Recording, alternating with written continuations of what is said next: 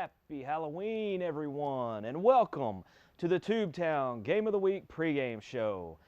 I am Marcus Carlton, at least partially for tonight, and tonight is a game we've been waiting for since the schedule was released. A Poinsett County showdown on Halloween night. Ooh. EPC, fresh off of an upset victory over Earl, they're in the tree tonight to take on their rivals from just down the road, the Marktree Indians. Now, EPC is not only a big rivalry game between two teams separated by only 10 miles, but this year, it's on Halloween with big-time playoff implications. Now, we'll talk a little more about this game in just a moment, but first, let's talk about homecoming in Brooklyn last Friday night. It didn't quite go so well for the Bearcats this past Friday as Truman came to town and ran wild on the home team. Truman literally ran away from Brooklyn, coasting to a 37-14 blowout victory. Let's take a look at the highlights from last Friday night in this week's 2-minute drill. Roll it.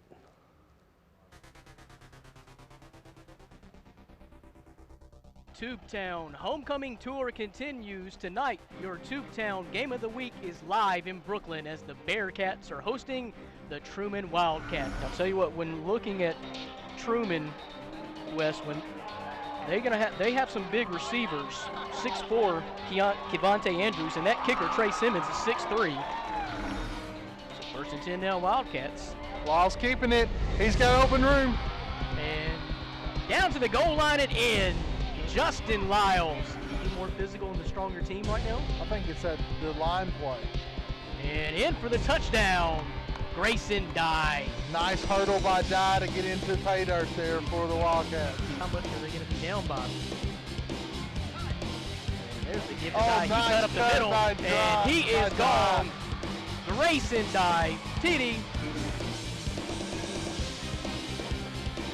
Rainwater dumps it out.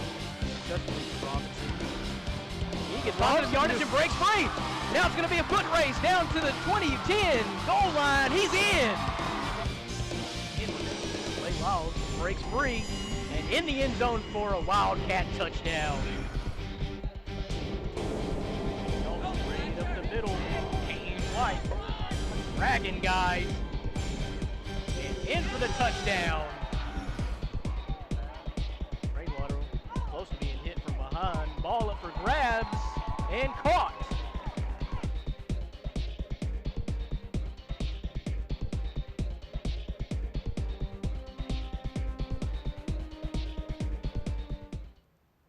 Now, Truman kept in on the ground and rolled past Brooklyn to put a damper on the Bearcats' homecoming and senior night.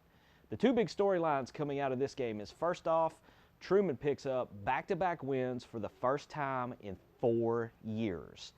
And secondly, Brooklyn is now 0-5 in the 4A3 conference. The Wildcats head coach Scott Waymeyer is in the middle of a big-time turnaround for his Truman football program, as they're now 3-5 overall. Now, this is a team that's only had one victory in the last 2 years, and that victory came via forfeit. Now, seniors Justin Lyles and Grayson Dye led the Wildcats running attack with 2 touchdowns each.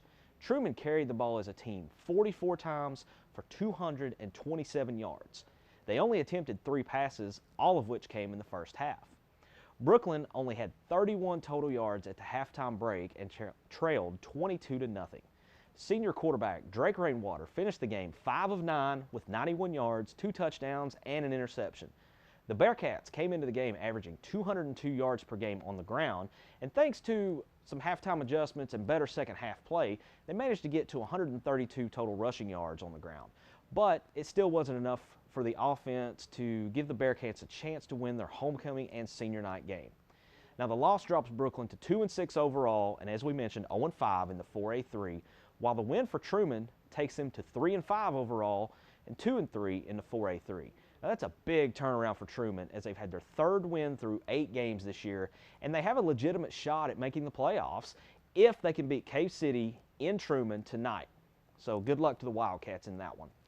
Now let's take a quick break, and on the other side, we're going to preview the matchup between EPC and Marktree, and also hear from Warriors head coach Brian Weathers.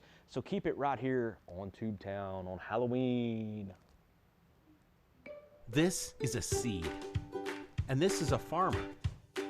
Together, they're responsible for creating 1 in 12 American jobs. Yes, you heard right. 1 in 12 American jobs are related to the family farm. From row to row across this great nation, every farmer counts.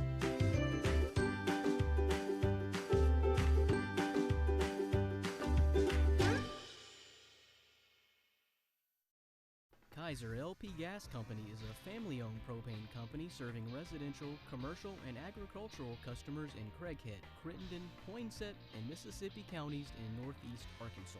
Located on Highway 181 South in Kaiser, Arkansas, Kaiser LP Gas can fill all of your propane needs, whether it's for farm equipment, your home, or business. Kaiser LP Gas has you covered. Call today at 870-526-2198. And welcome back to the Tubetown studio. Now tonight is a game and matchup that we are very familiar with here on Tubetown, and we highlighted this one several months ago when the schedule first came out. A rivalry matchup between neighboring Poinsett County 2A3 schools, the EPC Warriors and the Mark Tree Indians. Now, if you've been a fan of Tubetown, you've seen these two schools a lot. We've seen them play on the gridiron. We've seen these two schools play boys and girls hoops against one another, and just 6 months ago we saw them compete in the 2A3 district baseball finals in Lepanto that saw Mark Tree erase a 9-run deficit to take the title from the Warriors on their home field live on Tubetown. And this time playoff positioning is on the line. EPC, they're in at 7-1, 4-1 in the 2A. Mark Tree most likely in unless they drop the last two games to Salem and Midland, and those two teams would really have to get hot. If Mark Tree should win tonight, then these two teams would walk away with the same conference record, and we would have a big old mess for the 2 through 5 seeds in the 2A3. Now, we saw EPC a couple weeks ago in Lepanto taking on Cross County, who's now sitting on top of the mountain at 5-0 in conference play. And that game didn't quite go the way we thought it would, nor the way the Warriors wanted it to go on their homecoming. EPC dropped only their 4th game in 3 years by a score of 36-8.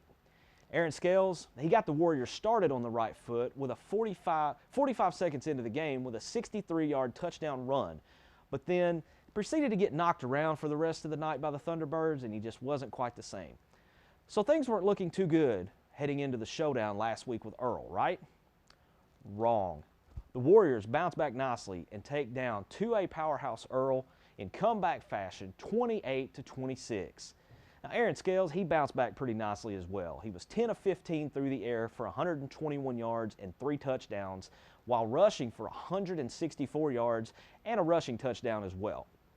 Now, Earl, they couldn't get to Aaron Scales all night the way Cross County was able to the week before. And the Warriors, they seem to have learned their lesson and prevented the Bulldogs from getting to their quarterback. Now, earlier this week, we caught up with Coach Weathers and asked him about the Cross County game, the bounce-back win over Earl last week, and his thoughts on writing yet another chapter in tonight's rivalry game with Mark Tree. Now, here's what Warriors coach Brian Weathers had to say about those topics. Cross County played a good ball game that night. They were very physical with us. You know, we shot ourselves in the foot several times with the turnovers, and I mean the bottom line is, you know, we just didn't execute. I don't want to make any excuses. We didn't execute, and they played a really good ball game, and hats off to them. You know, it started Monday in practice. You know, we challenged the guys, especially up front, to have a big week of practice, and we did more contact drills than we normally do, and you know, just got it in our minds that wasn't us. You know, against Cross County, that wasn't how you know, EPC's accustomed to playing football. So we got that in our heads. We had a really good week of practice, and boy, it showed on Friday. Offensive lines, where it all started, they were tremendous. Opening up holes. Aaron rushed for 163. Kyler ran for 110 on the ground. So I think we had 280 yards on the ground. We didn't commit a sack. Aaron was never sacked. So that's where it all started up front, and they can be big for us. And hopefully we build some more momentum and get this thing started again and go on a roll from here. It's a big rivalry game. both teams will play harder, against each other than they do anyone else, on the schedule. So we're expecting to get their best effort. They'll be physical. They've got good team speed. I think they're really balanced offensively, able to pass the ball and run the ball. And then, on the defensive side of the ball, they just give you so many looks with their 3 front and 4 front schemes, and send linebackers from any position. So we definitely got our work cut out for us. We're having a good week of practice, and hopefully this will carry on till Friday. And we have a big thank you to Coach Weathers for walking us through the last 2 weeks for his team. Now, he mentioned the bounce back from the cross-county game started in Monday's practice, and it continued through the week. Now, he also talked about how he challenged the offensive line all week in practice to prepare for the biggest, strongest, and fastest team they would play all year in Earl, and his team responded. The Bulldogs did not get to Aaron Scales all night. EPC racked up 401 total yards, including 280 on the ground. Coach Weathers stated that the O-line was huge against Earl. The D-line had a pretty good game themselves as the Warriors sacked the Bulldogs 6 times and turned them over on downs 3 times. Coach Weathers also says that junior running back Kyler Gordon, he's getting better every week. He played big against Earl with 110 yards on 17 carries, and on the defensive side, he added 10 tackles and 2 sacks. Now, he's having a heck of a year. He's got 12 touchdowns on the year, 6 on the ground, 6 receiving. Other than the cross-county game, the Warriors have been very productive on the offensive side of the ball. They average close to 400 yards per game, and that number is just about split evenly between rushing and passing. They also average 40 points per game. So Mark Tree, they better be prepared for a shootout tonight. As for the Indians, we saw them earlier this year on Tubetown, week 2 to be exact. This team, they've been on a roller coaster since that game. They beat Harrisburg 26-21 that week in a thrilling comeback victory right here live on Tubetown. But they proceeded to drop their next 3 games.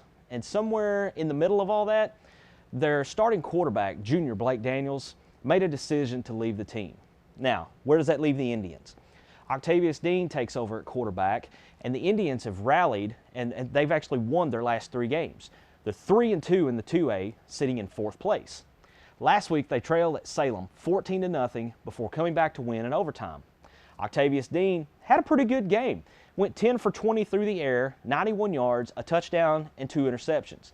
He also ran 12 times for 31 yards. Now, the leading rusher for the game was Indians' Cameron Mitchell, who had 14 carries for 84 yards and 2 touchdowns. Bailey Gilbert, he's second on the team in ground yardage, but he only carried the ball once for 1 yard last week. D'Angelo Griffin, who, if you recognize that name, he was our Tubetown player of the game in week 2, caught 4 passes for 44 yards. Now, the Indians, they do a very good job of spreading the attack around and sharing the love with everybody, as 7 different players have had at least 18 carries this year, and 6 different guys have caught passes. 9 different Indians have gotten into the end zone this year. Now, for whatever reason, Indians, they don't always start the best foot.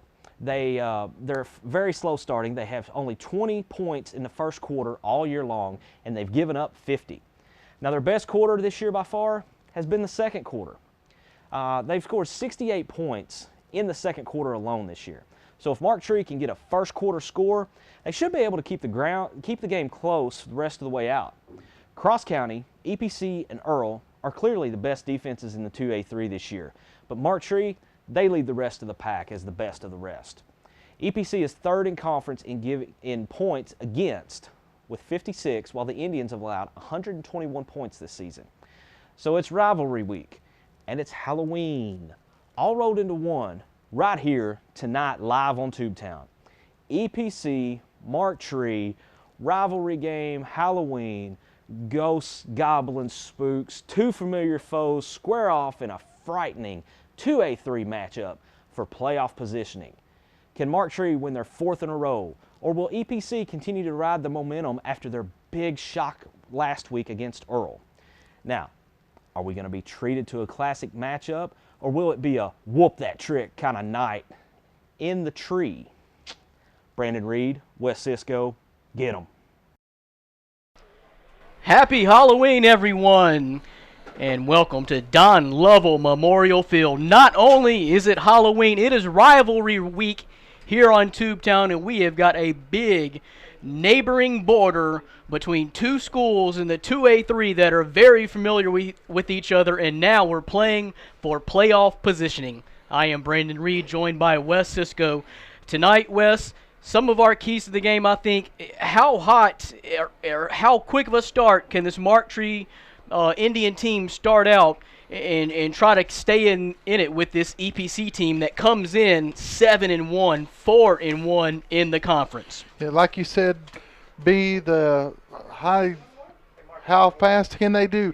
They have only scored these Indians 20 points in the first quarter this year while giving up 50. If they can keep this game close tonight, it is here at home on Indian Field, and they are ready to fight these Warriors. Up and down season so far for the Indians. Last time we saw them, they were beating Harrisburg in week number 2, proceeded to lose 3 straight games, but have bounced back and won their last 3. So a 4th in a row tonight would be huge for their playoff positioning, currently sitting at 4th place in the 2A3. Now this EPC team, you could say they're a little bit been back and forth here lately. We saw them just 2 weeks ago drop a just laid an egg basically against Cross County in Lepanto. We ended up losing 36-8, but bounced back last week and beat Earl. So go figure. Yeah, and you got a 3-way race here for this first place between these Warriors, the T-Birds from Cross County, and those Earl Bulldogs, and it's going to come up at week 10 when Cross County goes to Earl to face the Bulldogs. The Warriors exiting the tunnel, and they brought the fans here tonight. And I've got to say, it's finally football weather, maybe a little bit too good of football weather, as they're having to serve hot chocolate here tonight at Don Lovell Memorial Field. EPC does bring a good contention as we're waiting for the home team, Marktree Indians, to exit onto the field. So, quick start, but weather. It's not only chilly here tonight, but the wind is a factor. Last report that we had, the wind's out of the north 12 miles an hour. If anybody is going to come out and try to do a passing game, they're going to have to do it with the wind. So, it's really going to be the first test for both these teams playing in cold weather, because I tell you, going out there and warming up, Mr. Do-It-All Aaron Scales was in short sleeves, didn't have any sleeves on. We know he's a tough guy. He's another one that bounced back really well last week against Earl, scored all 4 TDs for the Warriors in that good, what was it, 28-26 final? 28-26 come from behind victory for the Warriors. And speaking of coming from behind, Marktree did exactly the same thing last week, down 14-0 at Salem, came back and won it in overtime. So again, they got that streak going, 3 in a row now, looking for their 4th in a row here tonight, as we are just about set for kickoff here between the Warriors and the Indians. We have seen so many games through 3 sports that these two teams have played. We've seen them play in the district finals in baseball just a few months ago. Another chapter of the football rivalry goes down tonight. We have seen both the girls and boys in basketball over the last several years on Tubetown. Kick is up. It is low. And caught by 28 EPC. It's Austin Kaufman. And so the Warriors will take over at the 41-yard line to get this game started. Tonight's starting lineups are brought to you by Farmers Bank and Trust. Farmers Bank and Trust enjoys a proud history of dedicated service to the people of Mississippi County and its surrounding areas. Farmers Bank and Trust with locations in Blytheville, Gosling, Manila, Eagle Housing Lender, member FDIC. EPC offense, of course, led by Aaron Scales, fullback Kyler Gordon, who Coach Weather says is getting better every single week. The first pitch is to Young, and he's got room right up to midfield, gain of about 9. I think you're going to see a lot of run on both sides tonight, Brandon, due to the wind. And we'll just have to see how this Indian defense can handle Mr. Scales and this Warrior offense. Gain of 9, TJ Young to open up the game. Martree's defense: Hood, Simpson, Gunn, McGee, Carter, Harmon, Rodriguez, Gilbert, Mitchell, Griffin, and Lott. Scales in shotgun, gives it to Young again. He bangs ahead. I believe he got the yardage needed. Forward progress. Yep, it's going to go across the 50 there. It's going to be a first down for the Warriors.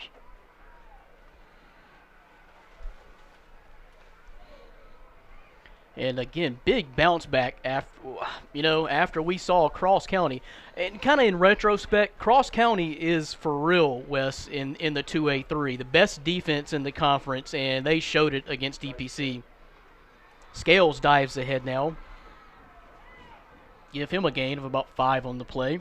They didn't give him the first down on that second down there, B, so now is the first down. Scales left no doubt about it on that run. Ball now at the 44-yard line into Indian territory. Scales gets it, hands it off to TJ Young. He's got room. And down to close, about the 26-yard line, 27. Nice run there for another first down for the Warriors.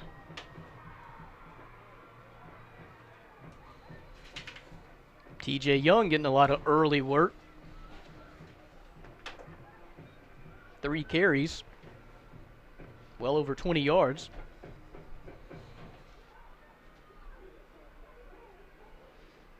Scales in shotgun. Young in motion. Scales keeps it. Ball on the ground. And did it get out of bounds? Far side. Martree says they got it. I'm like you. I think it may have went out. Waiting for official indication. Pile up right in front of the Warrior bench. Recovered by 11. Recovered by the fullback, Tyler Gordon. So it's going to bring up second down for the Warriors.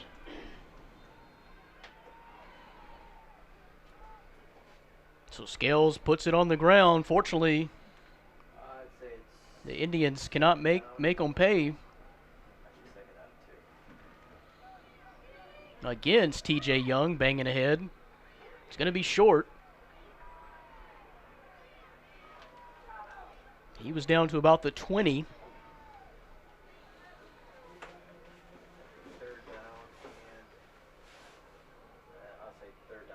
So they're spotting the ball at the 21.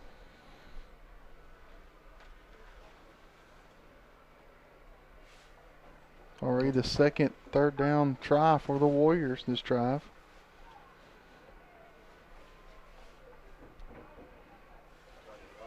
Third and 2. It's Young again. That one's over to Gordon. Yeah, Kyler Gordon, sorry. Move those chains. Little bumbling of the ball there between the handoff between Scales and Gordon. Gordon got a hold of it, went ahead and got the first down. Ball's at the 16.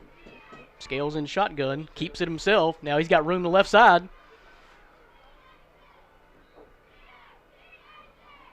Drug down close to the 10-yard line.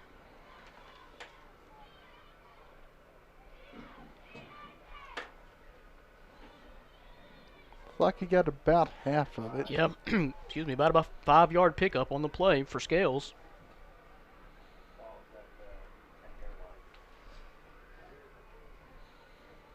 Yet to throw a pass in the game. That's over to TJ Young. I think he got the first down, but he took a hit and paid for it. They're rolling the clock still. No one has stopped it to move any chains. Yep. They're just going to show it a third down. It's just short of the first down marker. About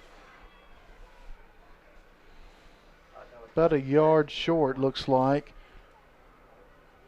They're 2 for 2 on third downs already, Brandon. Yep, third and a good yard. Again, yet to throw a pass. Scales is in shotgun. 4 wide, man in motion is... They didn't fool the Indians that time. We'll see where they get. Chance Gray was the man in motion. And they're showing fourth down. Yeah, I think that was a stalemate on that one.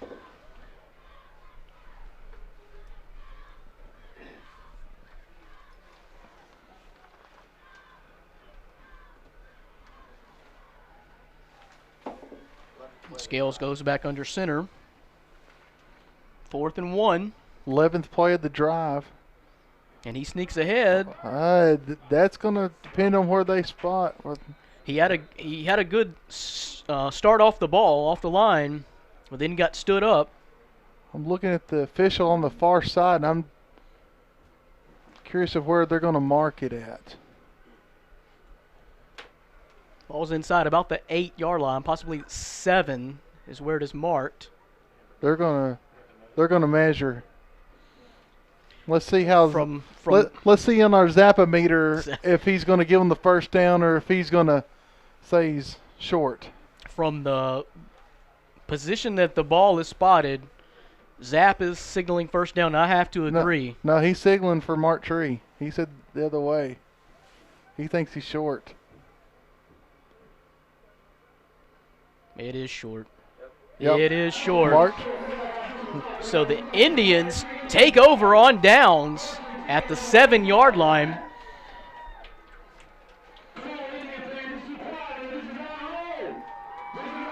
And this is what we talked about. Our keys to the game. Number 1, quick start, whether that be defensively or offensively. So your defense did its job, but now you got to go a long way. 93 yards.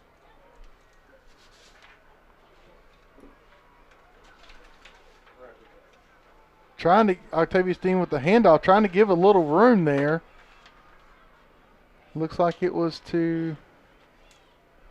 Trying to see that number here.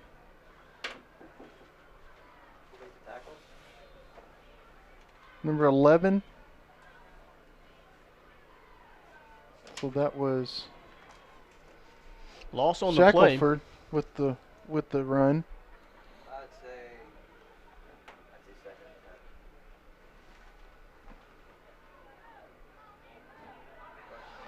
Little end around here. Now we got room on the right side. It's Cameron Mitchell on the near side. First down yardage.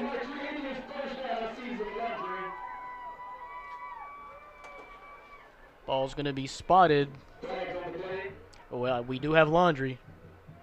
I didn't. Yep, we have got a hold.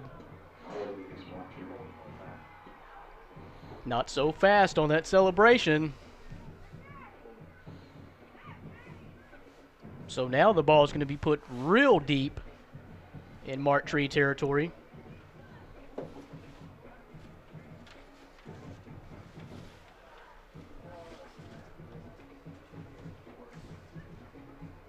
They said the hold was on number 52, Terry Carter.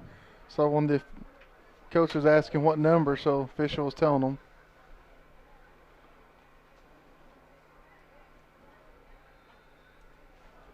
Indians way back in their own territory.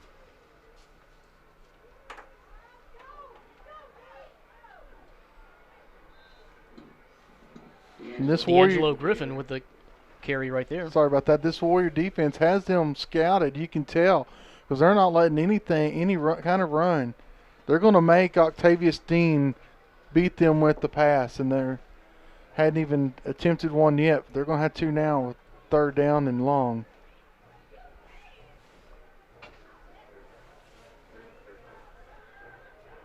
Looks to be about 3rd and 12.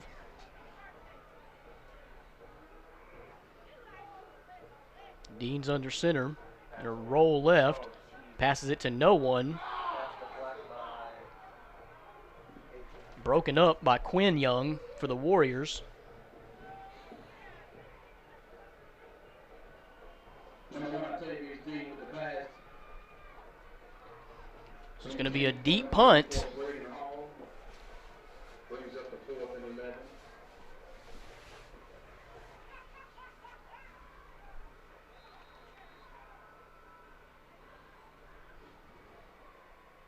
Looks like D'Angelo Griffin is back.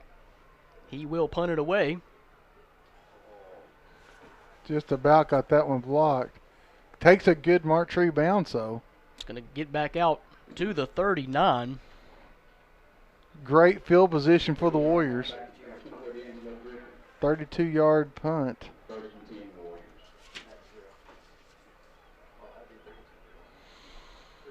First half sponsor of live football in Tubetown is Armor Seed, quality soybean, corn, wheat, and rice seed for Northeast Arkansas's farmers.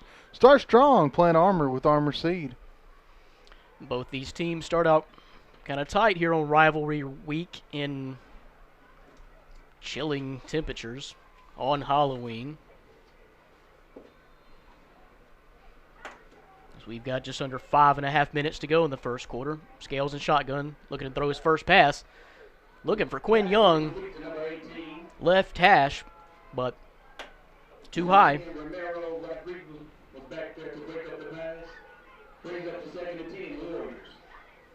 So I think good call to come out on first down and fire it downfield. Pass was too tall for Quinn Young.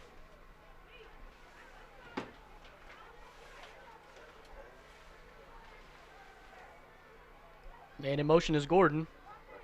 Scales keeps it now. He's got room right side. Banging down to the 30-yard line. Well, that's where he'll be brought down. Good run there by Scales.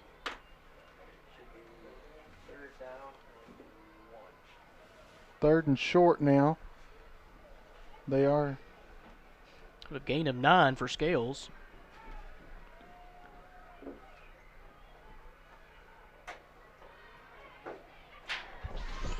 Just need a short yard. Scales, pitch out to Gordon. Now Gordon spins and is slung down close to the There's 21. a flag come in That late. was a late flag, right, yep. Right at the end of the play. Way on the opposite side near us. This That's going to be a shame because that really didn't look like that was anywhere close to the play.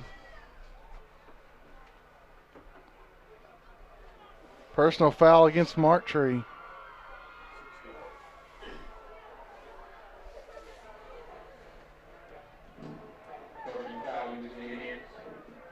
So they can get that. They're going to get 15 extra after that. So it'll be, looks like inside the 10, so it'll be first and goal. Just inside the 10, 9-yard line.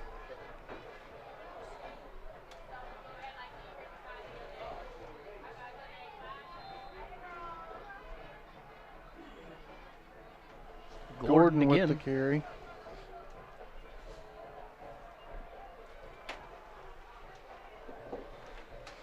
Be about a 2-yard pickup for Kyler Gordon.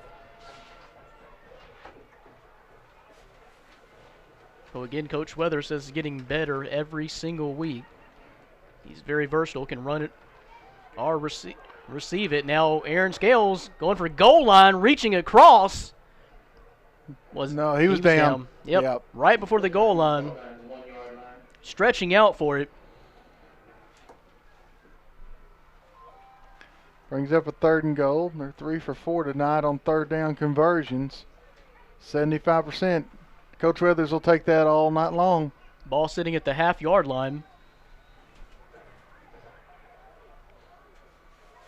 Now can this Indian defense make another stand?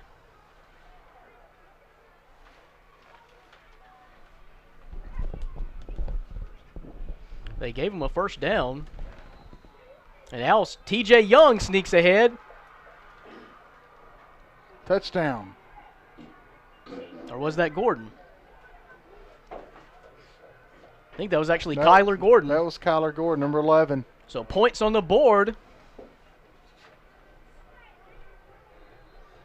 1-yard TD run, Kyler Gordon.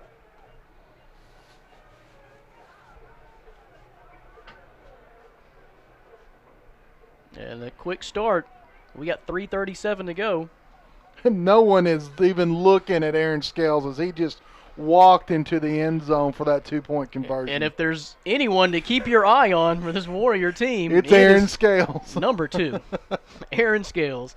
So let's take a quick break. Score 8-0, Warriors on top. 3:37 to go in the first quarter. We'll be right back. This is live high school football on Tubetown. This is a seed, and this is a farmer. Together, they're responsible for creating 1 in 12 American jobs.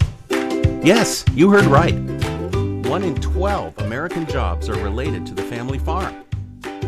From row to row across this great nation, every farmer counts.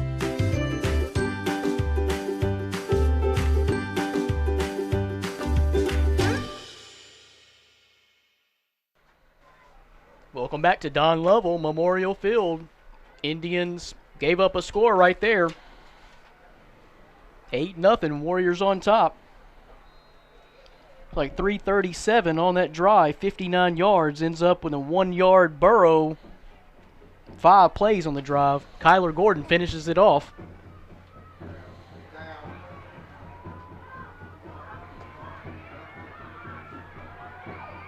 It's Mitchell. And he brings it out close to the 40-yard line here on this near side. Him and Quinn Young's having a few words out there. It's rivalry week, but you don't want to get a dumb personal foul for unsportsmanlike conduct if you're either one of these squads. Giving the Indian side something to cheer for as they start their drive in a good range. Looks like it's at the 37.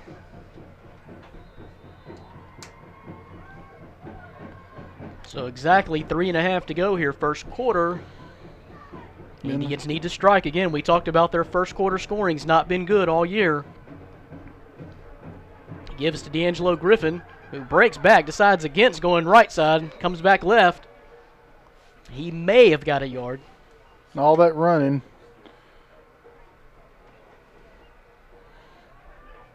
And they're going to give him. Looks like it may be closer to 2. Yeah, looks like they're going to give him 2.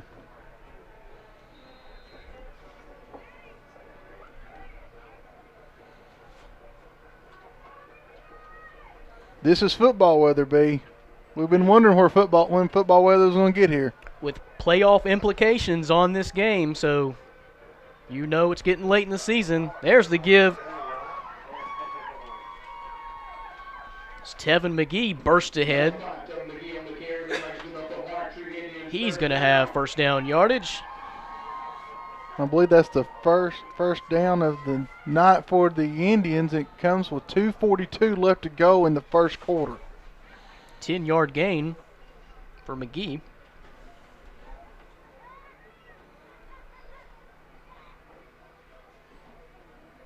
Ball's at the 48 of the Indians.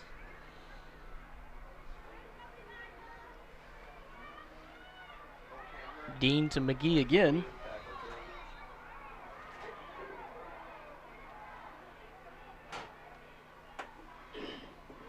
Stopped by number 5, Clay Malone.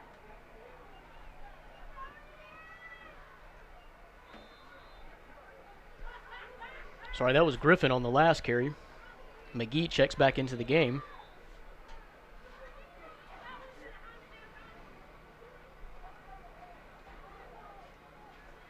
Asking for a new ball.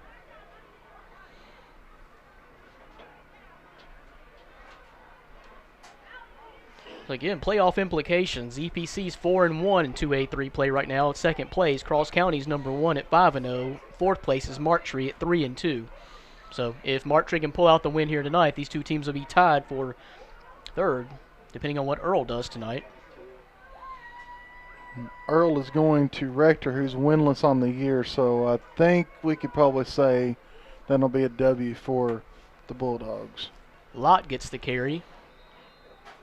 Gets a couple more. And Cross County gets a forfeited victory. Midland down to 7 players. Can't play much football like that. Especially if you're playing the undefeated conference later. Ball is into Warrior territory at the 45.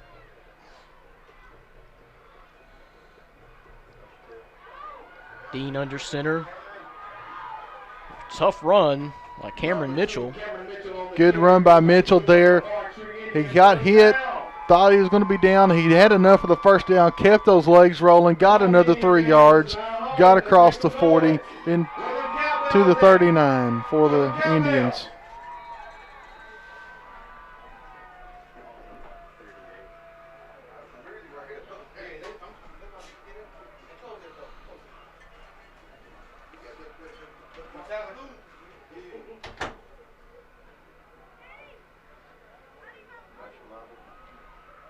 And not much room to work there. Jerome Shackelford was swallowed up.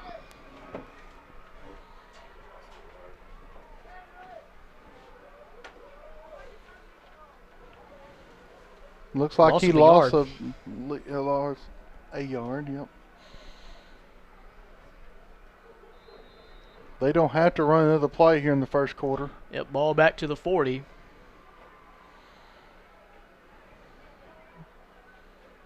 Second and 12.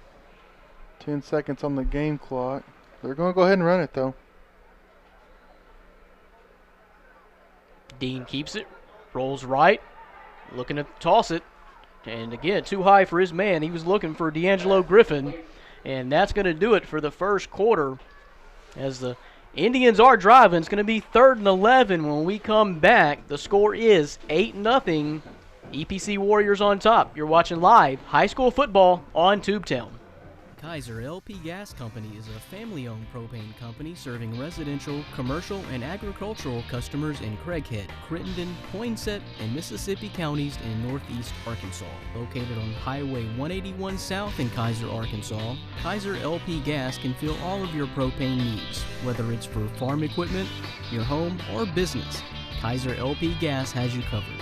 Call today at 870-526-2198. 21.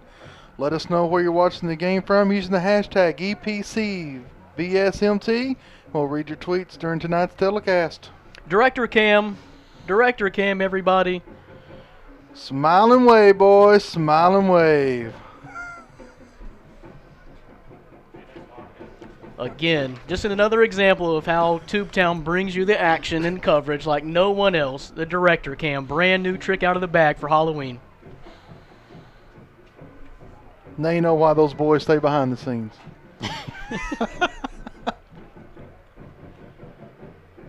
Switch ends of the field, ball at the 40, going to be 3rd and 11 for the Indians. Next week we may have to bring out the Zap Cam. Oh, there goes one cam. Good thing it's the last game of the season. We'll never be able to use that camera again. Hey, Marcus, are you getting all this? Okay.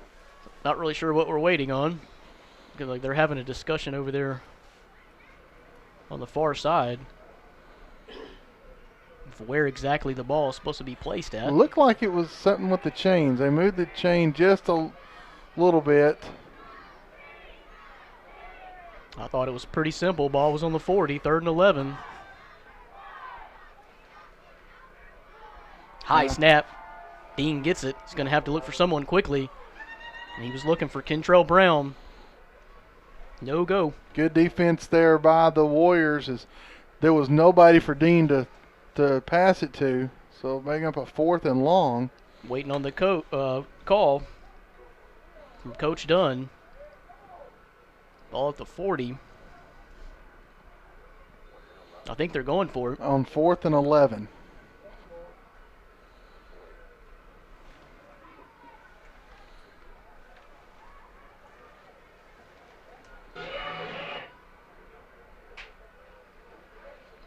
Dean in shotgun. Fakes the handoff to Mitchell. He's in trouble. He's in big time trouble.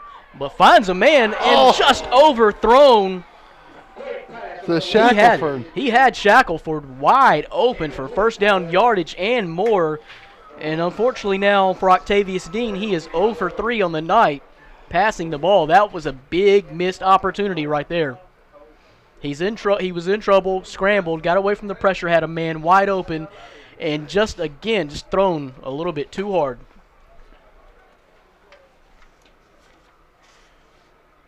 Brandon, I was over there looking, and I don't know who 56 for Marktree is. He's not on our roster. But the referee, the white hat, was reading him the riot act over something out on the field. So he just got a big warning. Yeah, I do not have him on my roster. This time the give is to Tyler Gordon. May have got a yard out of it to the 41. Number 11 on the carry, taken down by the Indians. 1 yard gain. Brings up to 2nd and 9. Gordon got a long one. Bring up a 2nd and 9. A pretty slow pace to this ball game here so far. Just into the second quarter. Scales looking to throw, and he's got a man wide open, and he overthrows him. Looking for, that was 81, Tavius Dancy. Couldn't have been more wide open. I tell you what, both these quarterbacks are having trouble with. We were talking about this win, and both of them are having trouble throwing the football tonight. They've had wide open receivers and are trying to navigate this win, and it is just going overhead. That was a touchdown. And that is a good point. Both quarterbacks falling victim to the same thing here tonight so far. Yet to see a completed pass. Again, going for it. And there's that ball your was first caught. completion. Clay Malone. Big time catch. On a big third down. He placed it about the 27. And go off the 28.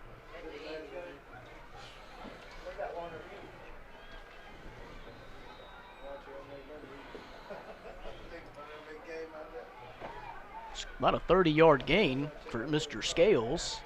Here's another pass. It's complete. And it's up the middle 18. wing. Oh, He dropped it right at the goal line. They said he'd already went over. And good. Quinn Young with a touchdown reception. Dart down the middle. What a big play. Back-to-back big plays for Aaron Scales.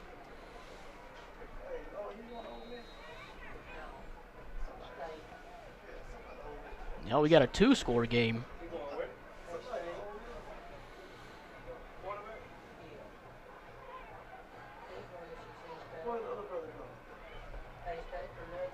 So we didn't have any completions until 2 plays ago, and now we've got 3. 2-point conversion, good. Was that Quinn Young again? Yes. So big-time strikes, 3 straight completions from Aaron Scales, and we've got a 16-0 ball game. Warriors on top here on Halloween and rivalry night. We'll take a quick break. You're watching live high school football on Tubetown. Farmers Bank and Trust offers instant image debit cards. Showcase your school spirit, your grandkids, your pet, or your favorite sport. Walk in, open an account, and walk out of the bank with an instant image debit card ready to use. Finally, a debit card as unique as you from Farmers Bank and Trust. Traditional banking at its best. Farmers Bank and Trust, with locations in Blytheville, Gosnell, and Manila. Member FDIC. And we're back. Minute 14 off the clock. 5 plays, 56 yards.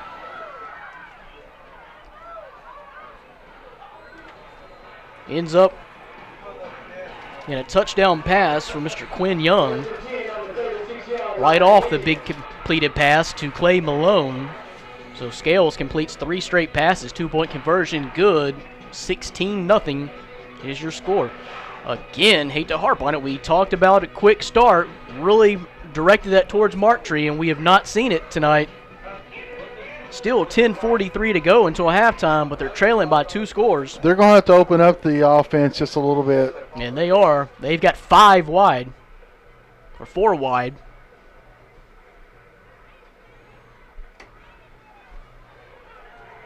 Oh, he's wrapped up. That's a big sack. That was. Big sack by number 34.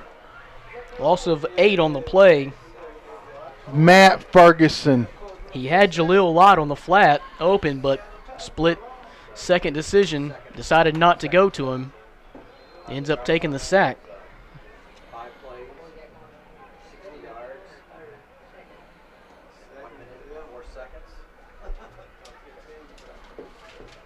Ball at the 30-yard line. Second and 15 looks like. Or maybe a little more than that. Now Dean's going to step back again. And this time does complete it to Cameron Mitchell. Now he's got room, cuts back to midfield. Left side, still going. Juking. And still going, stiff arm, down to the 20. And there's the flag. I think we're going to add 15 more to that. He got down to the 20. I think we're going to add 15 more to that one. Big time moves from Cameron Mitchell. 50-yard run by Cameron Mitchell. Flags on the play. Yeah, he It is on the Warriors. hit out of bounds, so add 15 to that one. Big time completion for Octavius Dean. That's the first penalty for APC for 15 yards. Martry's been flagged twice now for 19 yards. So great job to strike right back from the Indians. That was just a broken play that Mitchell just ate the Warrior defense up. Several cuts. And now we got room at the right side and touchdown, Indians. That was Tevin McGee darting to the right side and punching it in. Indians are on the board here on Halloween.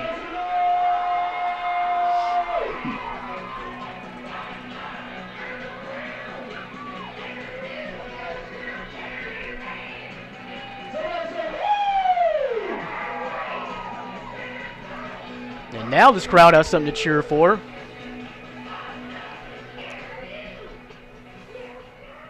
Very healthy crowd here on such a chilly night, and considering it's Halloween. And not going to get the 2-point conversion. As Cameron Mitchell was drugged down immediately. But the Indians do get on the board. 16-6 is the score. 9:26 to go until halftime. We'll step away for a quick break. This is live high school football on Tubetown. No one can take care of you like family. At Family Care Pharmacy in Mark Tree, you'll find familiar people who know you just like family. Locally owned and operated, Family Care Pharmacy can fill all your pharmaceutical needs while providing a friendly atmosphere where your questions are welcomed and will be answered with a smile by someone you know. For your next prescription, think family. Family Care Pharmacy in Mark Tree. Mark Tree, where they just picked up a big score, 16-6. Warriors, your scoring drive on that one. Took 3 plays, 63 yards, minute 17 off the clock. A 10-yard scamper by number 5, Tevin McGee.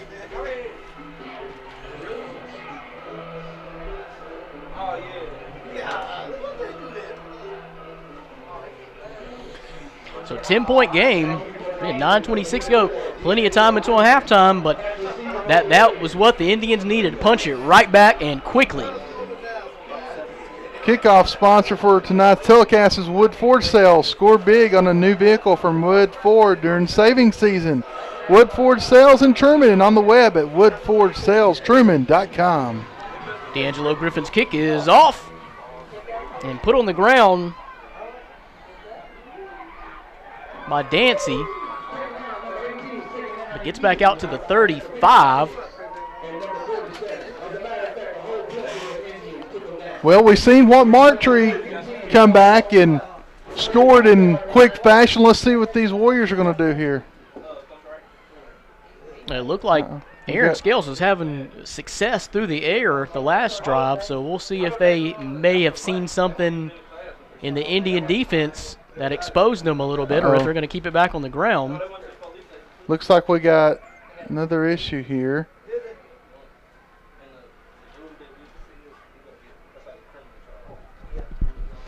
Ball's on the 35.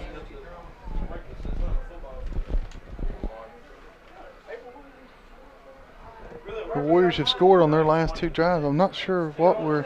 I really have no idea what's going on now. Oh, something to do with the clock. It's on...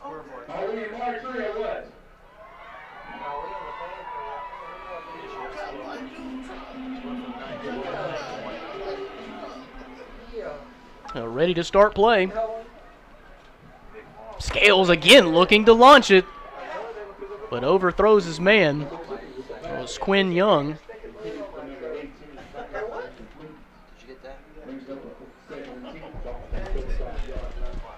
It looks like they are trying to open it up now, or the Warriors, and fire it downfield. You got an explanation, Brandon, on what's going on. The clock was off by 8 seconds, so they had to reset some of the clock. It's a good catch by the officials.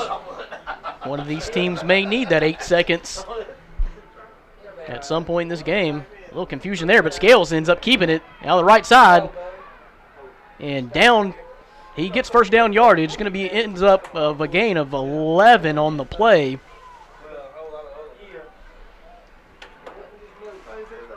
First down Warriors. So they've come back-to-back scoring drives, the Warriors have, and they're just right back marching again. We called out the Indian offense. Now we're doing with the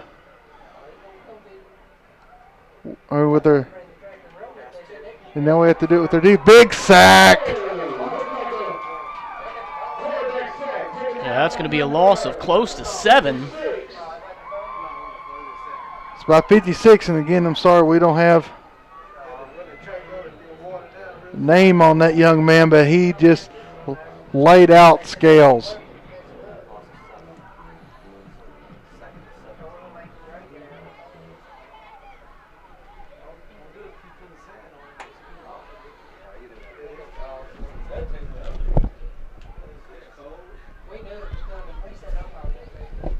Scales under center. Toss back to TJ Young. And he got back to about the line of scrimmage. May have picked up one. Long third down here for the Warriors. They're 3 for 4 tonight on third down still. Indian crowd on their feet.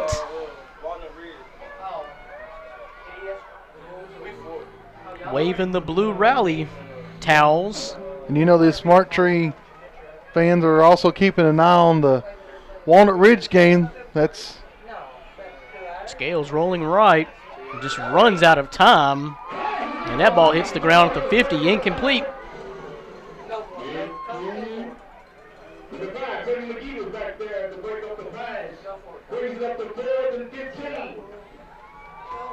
If you remember going back to the Cross County game, they had these 4th and longs and converted. So, are they going to punt or are they going to fake and try to go for it? They had a couple of fakes against the T-Birds. They also had a couple of turnovers against the T-Birds, too. This is a dangerous position right here on the 41-yard line, your own 41-yard line. And they're going to call timeout. So we'll step aside for another quick break. We got 7:24 left until halftime. 16-6 is your score. Warriors still on top. We'll be right back. Ready, blue F-150, red Mustang. Hey, hey, hey! Terry Wood along with Bert Harrison at Wood Ford Sales in Truman. We've got our entire inventory teed up, ready to kick off the season of big savings. Terry, we've got any crew cab XLT on the lot, $9,000 off. We got them in Razorback Red, Red Wolf Red, or any color you want. Hey, let the other guys punt. Come on down to Wood Ford Sales in Truman and score big. This is where we're passing the savings along to you. Wood Ford Sales in Truman, where you don't pay more, you just get more. The Arkansas State Red Wolves travel to Moscow to face Sunbelt foe, the Idaho Vandals, at 4 o'clock on ESPN3.com, a service of Ritter Communications. The Razorbacks will travel to Starkville, Mississippi to play the #1 Bulldogs of Mississippi State. You can catch that game at 6:15 p.m. on ESPN2, Ritter Channel 27, or in HD on Channel 221. So Mr. Scales will punt the ball away, I think. He does indeed. Bounces no flag. At the 40. He did a little flop. Down to the 35, and that's where the Indians will take over. And looking across on the other side, the Warriors brought a very healthy crowd here on a Halloween night as well. Latest temperature check is right at 50 degrees. Seems colder than that, though. Everybody's all bundled up. The wind Makes it feel a lot cooler than that.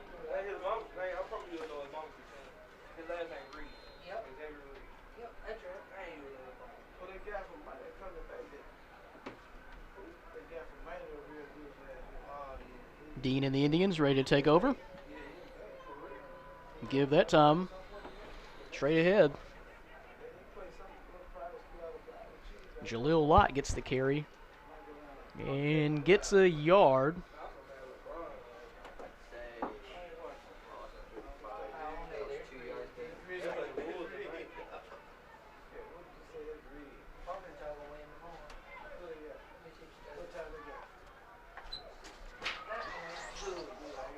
Second and 9.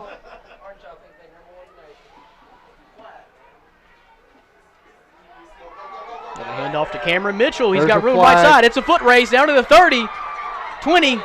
Man catching up with him and slung down. This one's coming back. There's a flag over here at the side of holding. I think this one's going to come back. Flag way back at the 38. It's going to be holding. That's going to negate that big run.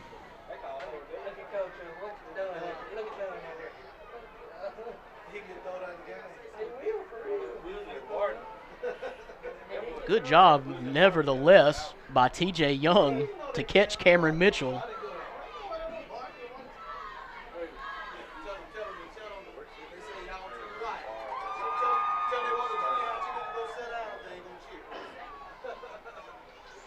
So we'll move them back.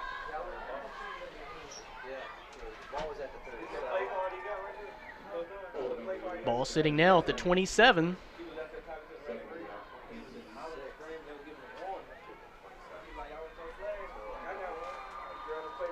Penalties will kill you every time, Bay. It looks like Coach Dunn may want a timeout now. He does indeed. So let's go ahead and take a quick break. We got 6:31 to go until halftime. Your score still 16-6. EPC Warriors on top. You're watching live high school football on Tubetown. In Luke chapter 10, Jesus says, "You shall love the Lord your God with all your heart, soul, strength, and mind, and love your neighbor as yourself." We at Mark Tree United Methodist Church are not perfect, but we are trying. We want you to know there is room in this sanctuary, in this congregation, and in our hearts for you. Come on in, neighbor. Come on in, neighbors.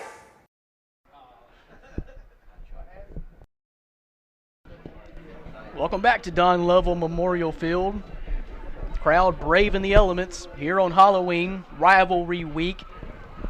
It's the EPC Warriors and the Mark Tree Indians. This is about all you need to know. The ball is on the 27. Indians take over. It's after the timeout, but it's second and long. Dean's going to cock back and fire it, and tipped around and almost caught by Hunter Pitts. Probably should have been caught by Pitts there. He had it in his hand, was looking and seeing how hard he was going to get hit by Quinn Young. Took his eye off the ball just for a moment there. So Tavius Dancy on the coverage. He leaped at it, and I thought he was going to get a hand on it, then bounced right in Hunter Pitts' chest. Mark Tree's 1 for 3 so far tonight in third down conversions. This is a big one for him. 3rd and 18.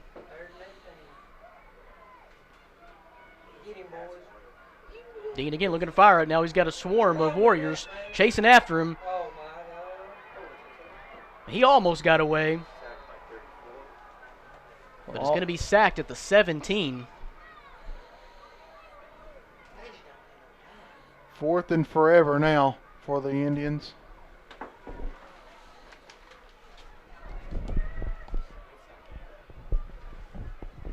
Big time loss on that play. Up about 10 yards. Matt Ferguson has already recorded his 2nd sack of the evening.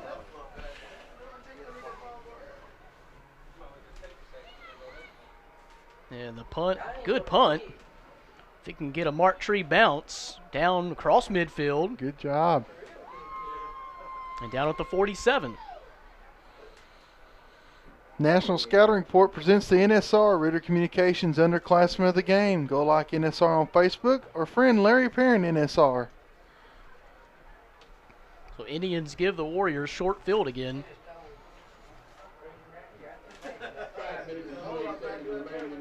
Big time run by Cameron Mitchell. Unfortunately, wiped out by the big holding penalty. And it went downhill from there. And it was one of those instantaneous flags was on right there. I mean, Malone in motion. The give is to, I believe, it's Gordon.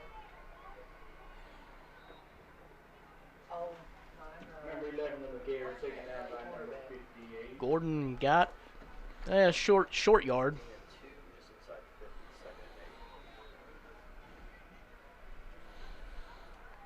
We'll call it 2.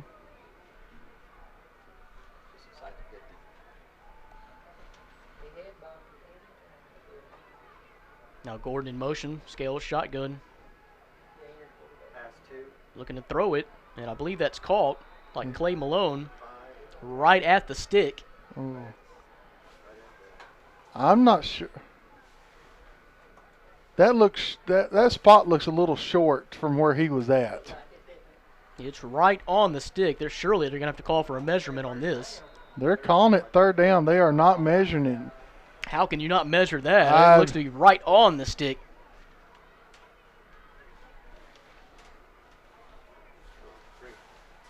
So nevertheless, third and an inch for the Warriors.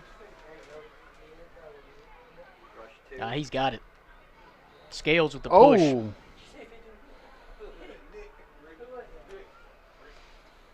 Ricky Harmon coming late a lick. It was a little high. He's probably lucky he didn't get flagged on that one.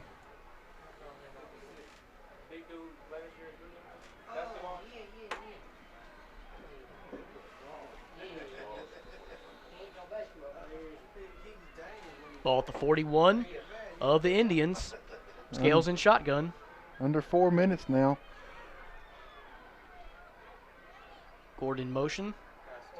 Scales is going to air it out. Looking long for Quinn Young. That was just a throwaway that time by Scales. He didn't even give his receiver time to break on the play before he had that out. 2nd and 10 for the Warriors.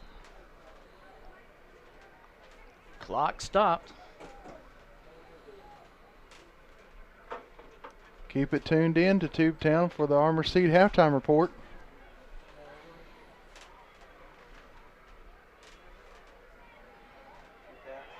Scales trying to avoid the rush. He does. And again, looks like he finds his man. And again, looks like it's Clay Malone. And again, it's right at the stick. This time, they got to give it to him. Yeah. Ball's at about the 28-yard line. There shouldn't be any discussion here. No, I think it's a scrum over on the side.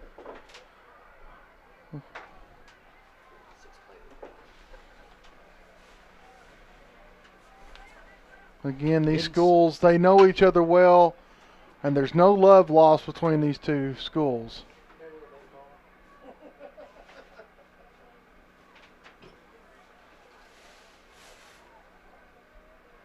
Didn't see any flags.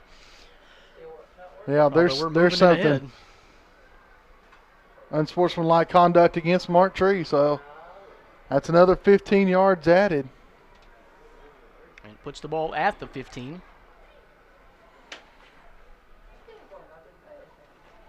Fourth penalty against the Indians for 44 yards. That's not going to help you win ball games, B.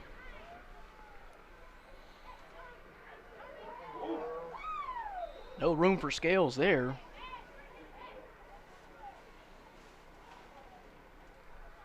Gets down with it. They move it ahead. Gain of a yard. 2nd and 9. Ball's at the 13-yard line. Approaching the 3-minute mark until halftime.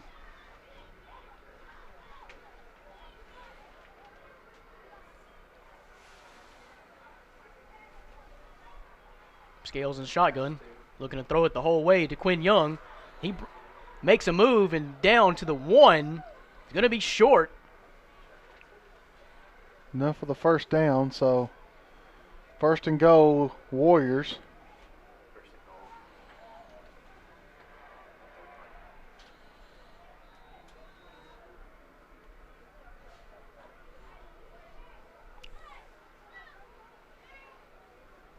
Here come the Warriors looking to add to that lead, which is 16-6 now, under 3 minutes until halftime. Scales under center, gives it to Kyler Gordon, and he's met right away. Going to be a loss on the play.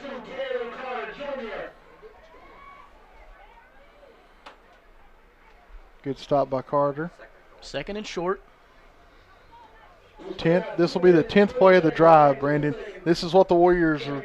They're just eating time up on these drives. Indians helped them out.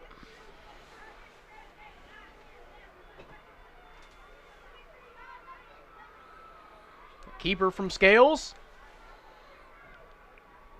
Signal on the far side was touchdown. Aaron Scales with the So Scales keeper. with 2 minutes left. He does get in. 22-6. Scales with the dive.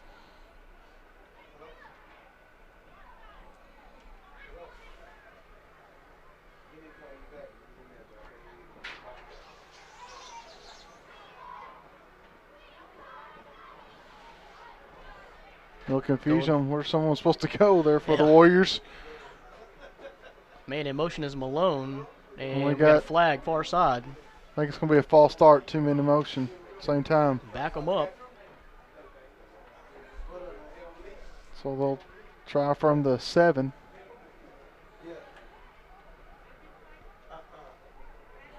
Can you believe we were down to this game and only one football game left of the season, B?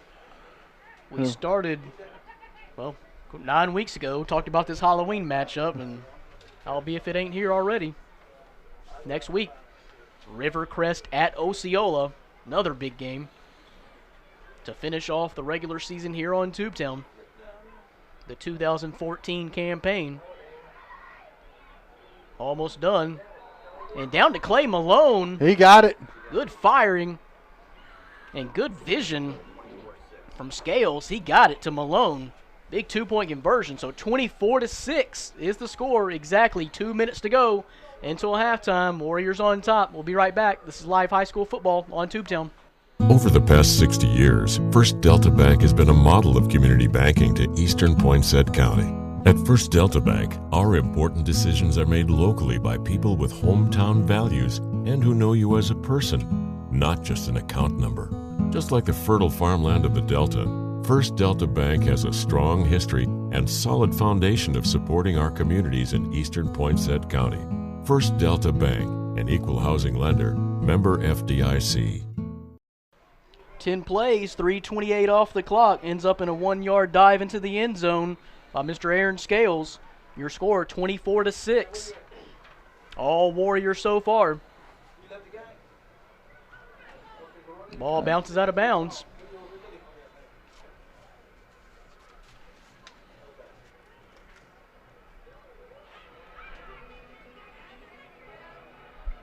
So Mark Tree with 2 minutes left to try to get points on the board here, make this a little bit closer of a game going into the second half. Ball's at the 35.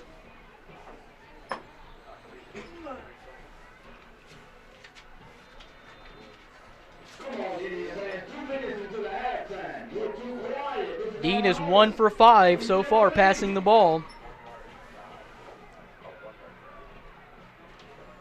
2 big sacks for negative yardage. So not the start he would have hoped for.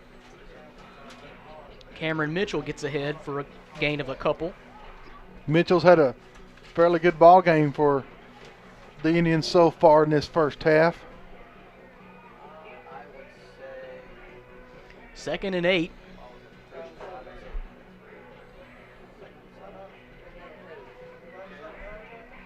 Clock ticking down, minute and a half now. Ball at the 37. Dean in shotgun, snap too tall, over his head. He picks it up. Going to try to make a play out of it. He's looking for Bailey Gilbert. Fumble. He drops it. And if that's a live ball, it is recovered. It is. By the Warriors. That's the first turnover tonight, actual true turnover. It's like Dylan Bogus came up with it. And we are going back the other way, so 1:11 left. Warriors take over with the big Scales is the lead. one who caused the fumble there.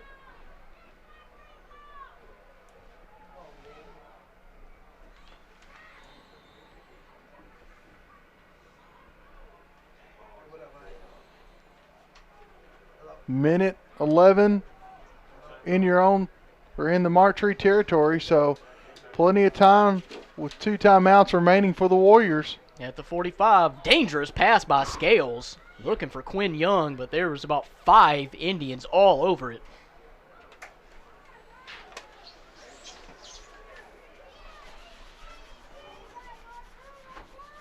You got to have confidence to try a pass like that. Middle of the field.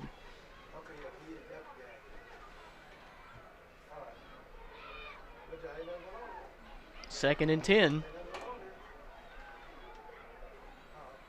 Scales, shotgun. Looks for Clay Malone, finds him. Gain of 8 on the play. Keeps that clock running. We're under a minute now left to go in the half.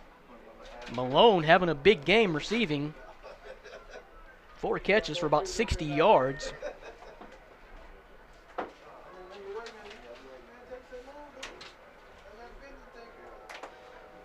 Ball at the 38. Scales pitches it back to TJ Young.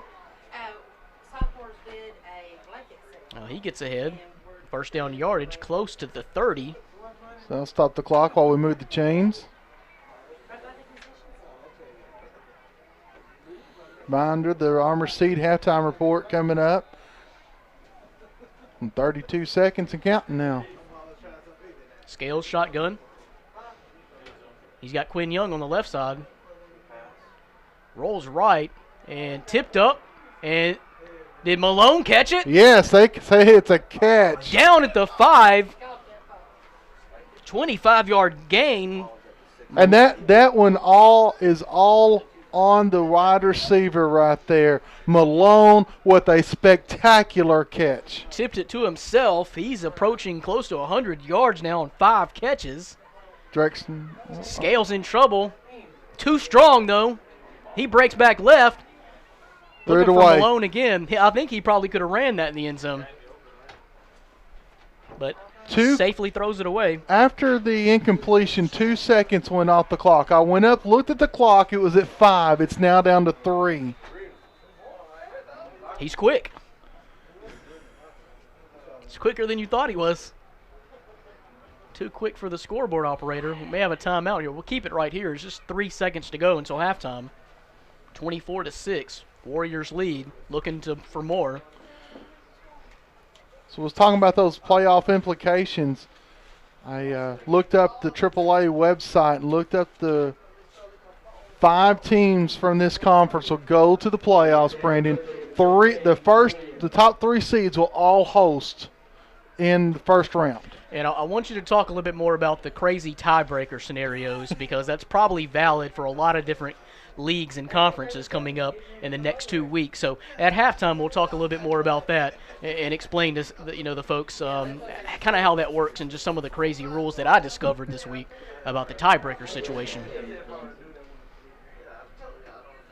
So I got time for one more play.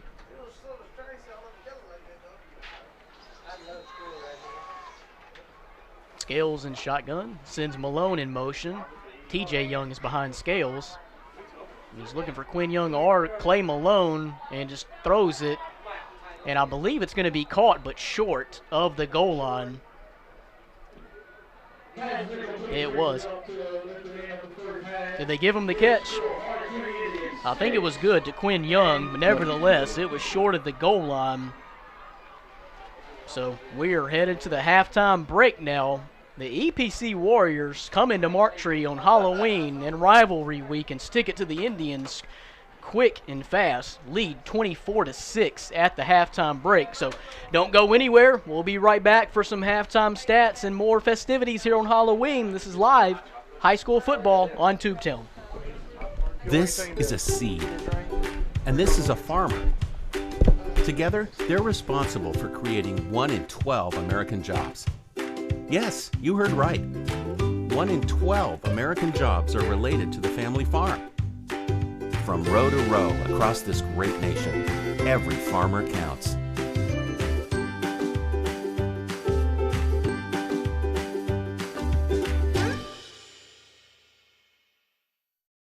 Kaiser LP Gas Company is a family-owned propane company serving residential, commercial, and agricultural customers in Craighead, Crittenden, Poinsett, and Mississippi counties in northeast Arkansas. Located on Highway 181 South in Kaiser, Arkansas, Kaiser LP Gas can fill all of your propane needs, whether it's for farm equipment, your home, or business. Kaiser LP Gas has you covered. Call today at 870-526-2198. Are you ready for a change? Vote Tommy Abbott for mayor of Blytheville. Leadership is the foundation, and if we don't get this right, nothing else matters. We need to put together the proper team with community involvement. We need to make sure our finances are in order. We need to reestablish public trust. Safety and security is a high priority for our families in our parks and on our streets, and taking responsibility for our neighborhoods. Our children's safety is my #1 priority. Their future is all our responsibility. I need your vote on November 4th if we're serious about change. Come support the Blytheville Emergency Squad as they host their annual fundraising auction on Saturday, November 1st at Walker Park in Blytheville. The first ever Chuck Wilder Memorial Ride will take place in the morning to kick off a full day of fun for the whole family. Kids Fest, noon till 4. Silent auction starts at 4. Live auction starts at 6. It's the 2014 Blytheville Emergency Squad fundraising auction, Saturday, November 1st at Walker Park in Blytheville. In Luke chapter 10, Jesus says, "You shall love the Lord your God with all your heart, soul, strength, and mind, and love your neighbor as yourself." We at Mark Tree United Methodist Church are not perfect, but we are trying. We want you to know there is room in this sanctuary, in this congregation, and in our hearts for you. Come on in, neighbor.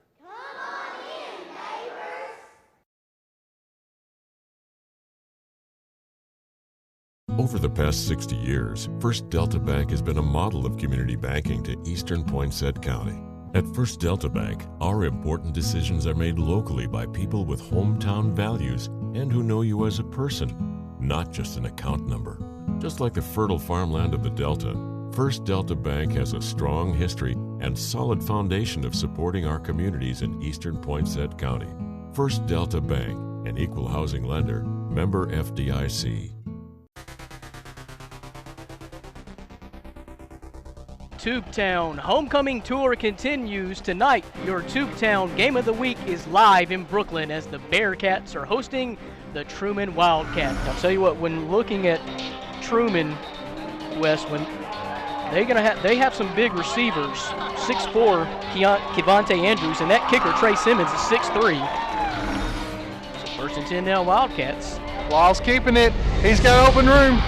And down to the goal line and in. Justin Lyles. Is he more physical and the stronger team right now? I think it's at the line play. And in for the touchdown, Grayson Dye. Nice hurdle by Dye to get into pay dirt there for the Wildcats. How much are they going to be down by? And there's the give to Nice Dye. He cut up the middle, and he is gone. Grayson Dye, TD.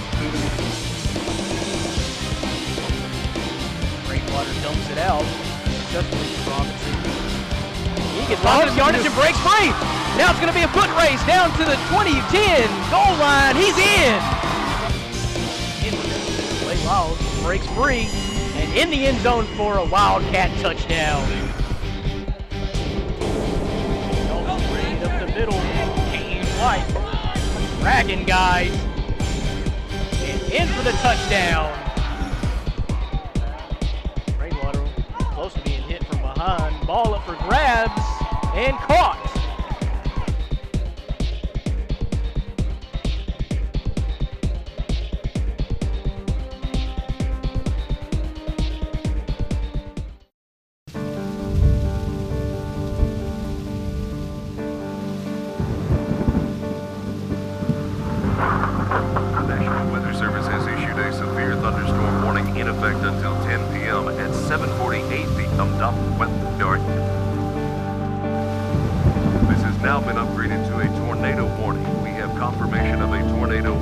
ground. You need to seek emergency shelter immediately.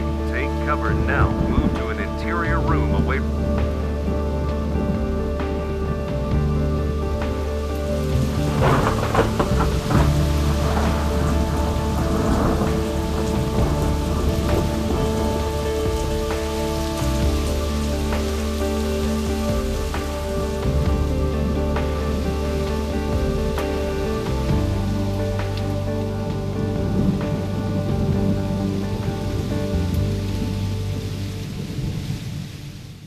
Hi, I'm Michael Crawley.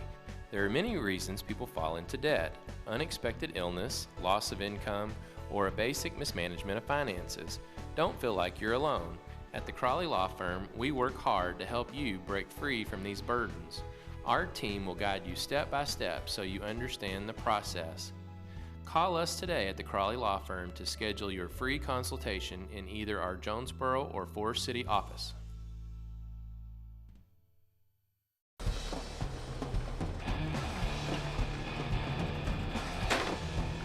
Well, I don't know nothing about boxing, but I know something about fishing.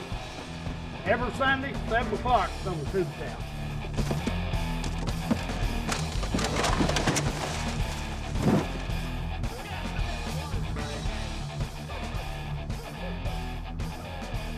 Crowbar is back. Sundays, 7 p.m. on Tubetown, Channel 21. Here's what your fellow citizens are saying about Blytheville mayoral candidate Tommy Abbott. Eddie Chu of Delta Auto Parts says, "I've known Tommy and his family since they first came here. I worked with him while he was growing up, and I think he'll make a real good leader for Blytheville." Kelly Snyder says, "I believe in you and believe that God has great plans for you as mayor." Bill Kenner says, "My mission statement is, if you see a need, fulfill that need. I see a need and you are the solution." If you're serious about change, vote Tommy Abbott for mayor on November 4th. Ritter Communications gives you a universe of TV shows, and now TiVo brings you even more. Movies, music, and videos from the web. Get it all in one place and take it anywhere life takes you. Any show, any screen, anywhere. Introducing the TiVo Experience. Call Ritter Communications today. Ritter Communications, right by you.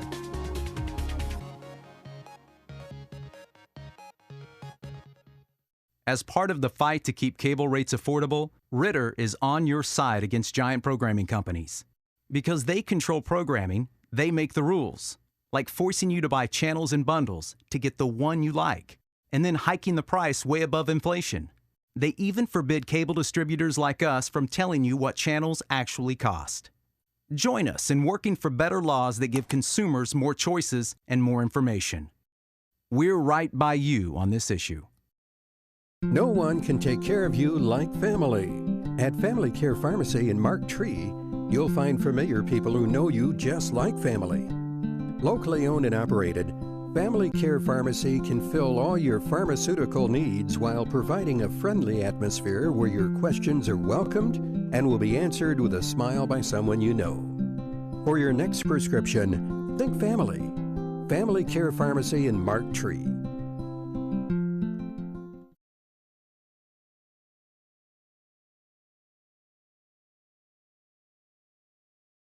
It is rivalry week, although the home team, Mark Tree Indians, not faring so well in this first half, trailing 24-6 to their rivals, the EPC Warriors.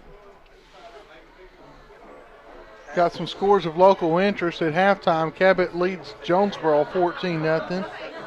Also at the half, Nettleton and Valley View in 5A East play. Nettleton's got a 21-6 lead over the Blazers. Here's a surprise for you. The Paragould Rams are in Blytheville tonight and up 21-15 at the half. And Gosnell's a 34-0 halftime score over the Westside Warriors. Mark Tree band on the field now.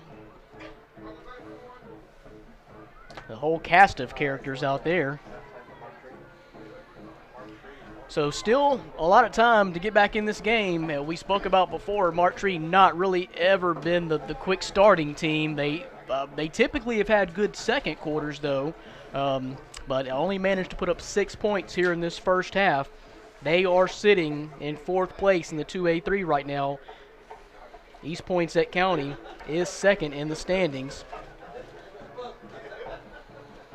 Speaking of the standings, what we see so far, Cross County, they're going to pick up a forfeit win from Midland, so they will go to 6-0 in the conference.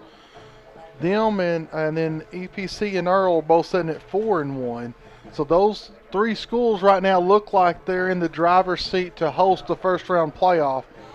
Then Marktree and Walnut Ridge is following them. Marktree coming into the game 3-2 in conference. Walnut Ridge 2-3. Marktree does have the tiebreaker over Walnut Ridge in that. And again, the big showdown, well, it's turned out to be a big showdown in this conference, is next week Cross County travels to Earl. That will be a big-time game if Earl can defeat Cross County. If Earl can defeat Cross County next week and Marktree can somehow come back and pull off the upset and pull off a victory tonight, then we've got a big old mess in this conference. So talk a little bit, Wes. I know you've kind of researched all the crazy tiebreaker scenarios.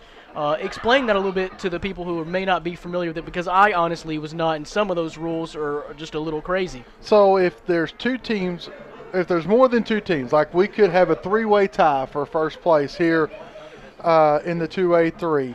If more than two teams, then you go to a point system.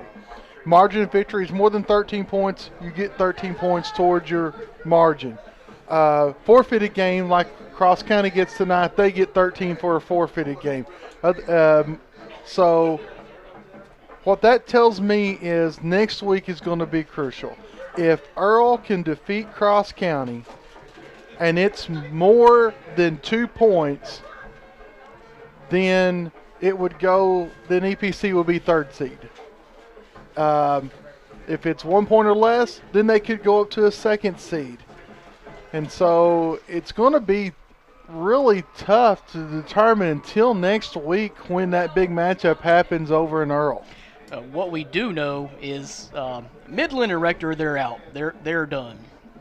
And you could probably say the same thing for Salem. Salem is playing Walnut Ridge tonight, and that's a big game for these Indians because they did defeat Walnut Ridge earlier this season.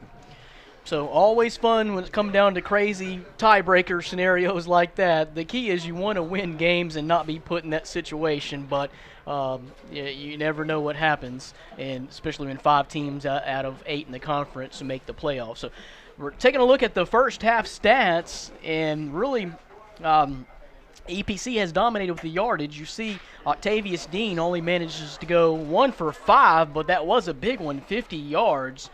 And rushing the ball, not really able to get anything going. They've actually had a lot of negative plays. 1 turnover there, 1 fumble as well, put on the ground. And Mr. Scales got it going late in that first half, finishes 7 for 14 so far, 123 yards. Rushing, they're doing a good job too, 25 attempts for almost 100 yards. They come into the game averaging right at 400 yards of total offense, and that is just about split evenly between rushing, about 200 rushing, about 200 passing. And they're right on par tonight here in the first half with 123 yards through the air and 99 on the ground. And no turnovers is also a key. Mr. Scales has a 2-yard TD rush, also has thrown a 25-yard TD pass to Quinn Young. Kyler Gordon got in the action as well, 1-yard dive into the end zone. And Tevin McGee for the Marktree Indians, 8-yard TD run. The big stat that I'm looking at there on the bottom there, EPC's 4 for 6 on third downs, and then they've also scored the big 3 touchdowns and 3 2-point conversions. So a lot of work yet to be done here for Marktree if they have a chance to win this game. It's 24-6 again is your score at halftime. And penalties is hurting the Indians. They've been flagged 4 times for 44 yards, a lot of unsportsmanlike conduct or late hits. EPC has been flagged twice for 20 yards. The one that sticks out to me was a big 50-yard play run by Cameron Mitchell that was called back. Didn't count, and that would have given the Indians a lot of momentum.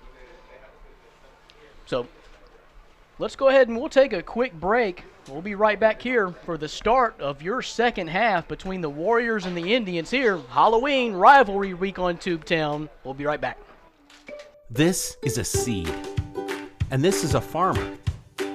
Together, they're responsible for creating 1 in 12 American jobs. Yes, you heard right. 1 in 12 American jobs are related to the family farm. From row to row across this great nation, every farmer counts.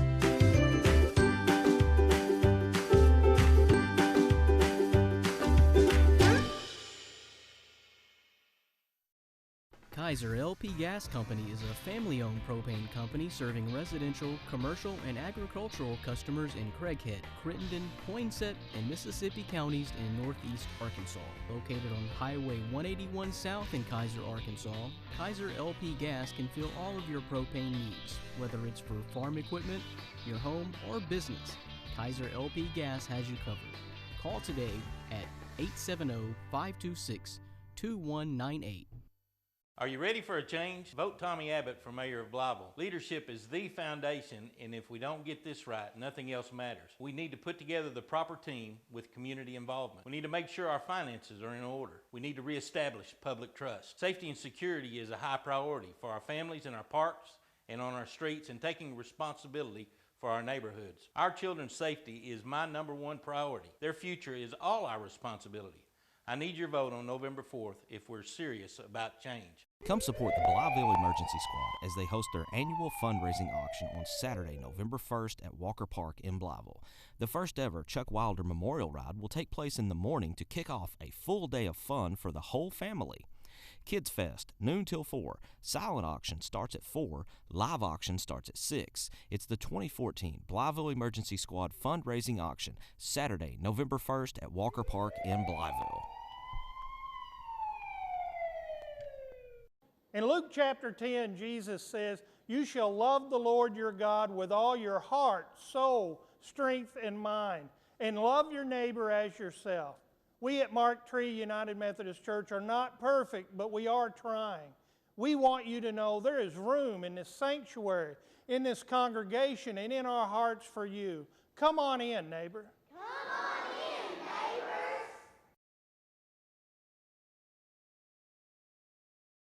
neighbors. Over the past 60 years, First Delta Bank has been a model of community banking to eastern Poinsett County. At First Delta Bank, our important decisions are made locally by people with hometown values and who know you as a person, not just an account number.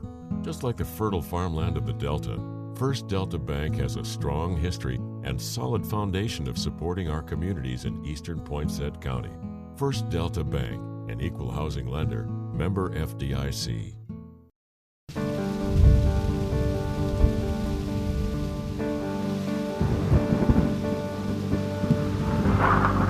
National Weather Service has issued a severe thunderstorm warning in effect until 10 p.m. at 7:48 p.m. North. This has now been upgraded to a tornado warning. We have confirmation of a tornado on the ground. You need to seek emergency shelter immediately. Take cover now. Move to an interior room away from...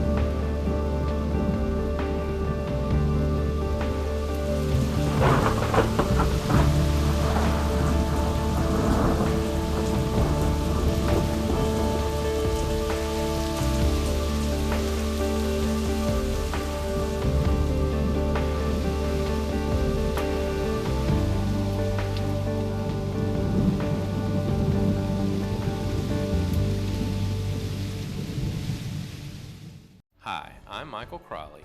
There are many reasons people fall into debt: unexpected illness, loss of income, or a basic mismanagement of finances.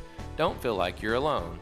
At the Crawley Law Firm, we work hard to help you break free from these burdens. Our team will guide you step by step so you understand the process. Call us today at the Crawley Law Firm to schedule your free consultation in either our Jonesboro or Forest City office.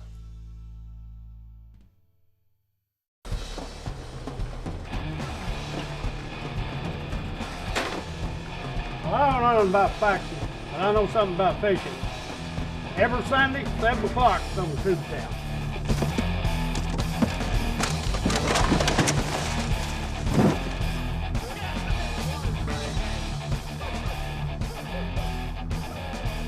Crowbar is back. Sundays, 7 p.m. on Tubetown, Channel 21. Here's what your fellow citizens are saying about Blytheville mayoral candidate Tommy Abbott. Eddie Chu of Delta Auto Parts says, I've known Tommy and his family since they first came here. I worked with him while he was growing up, and I think he'll make a real good leader for Blytheville. Kelly Snyder says, I believe in you and believe that God has great plans for you as mayor. Bill Kenner says, my mission statement is, if you see a need, fulfill that need. I see a need and you are the solution. If you're serious about change, vote Tommy Abbott for mayor on November 4th. Ritter Communications gives you a universe of TV shows. And now TiVo brings you even more. Movies, music, and videos from the web. Get it all in one place and take it anywhere life takes you. Any show, any screen, anywhere. Introducing the TiVo Experience. Call Ritter Communications today. Ritter Communications, right by you.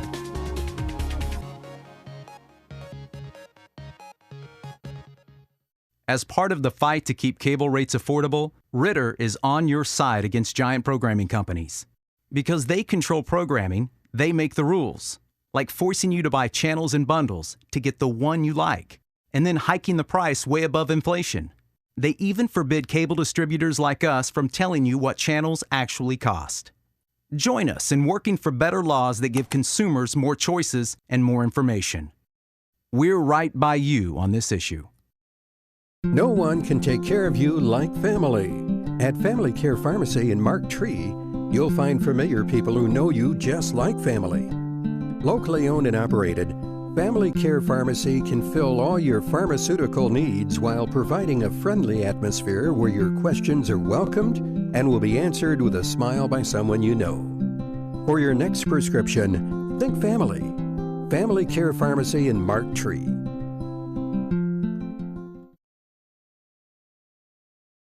Memorial Field.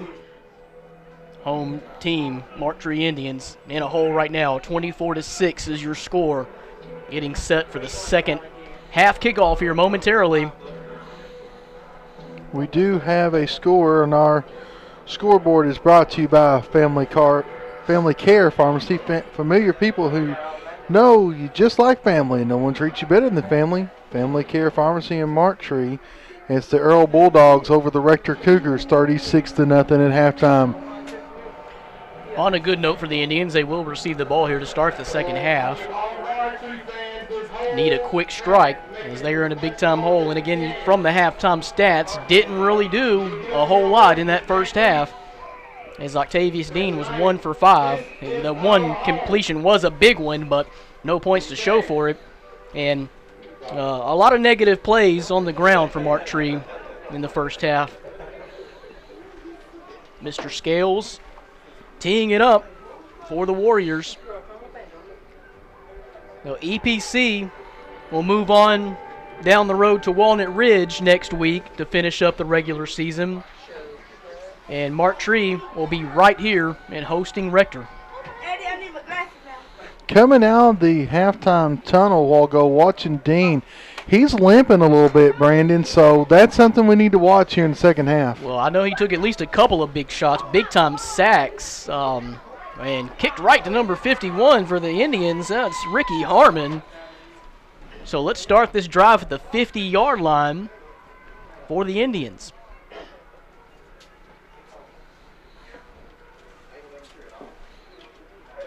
Just went right into Harmon's hands, and he said, okay, I'll run with it. I'll never get a chance to. Quick score here by the Indians would cut this lead in half. And keep an eye on Dean. You can notice, I can noticeably see that limp in Dean. He's going under center.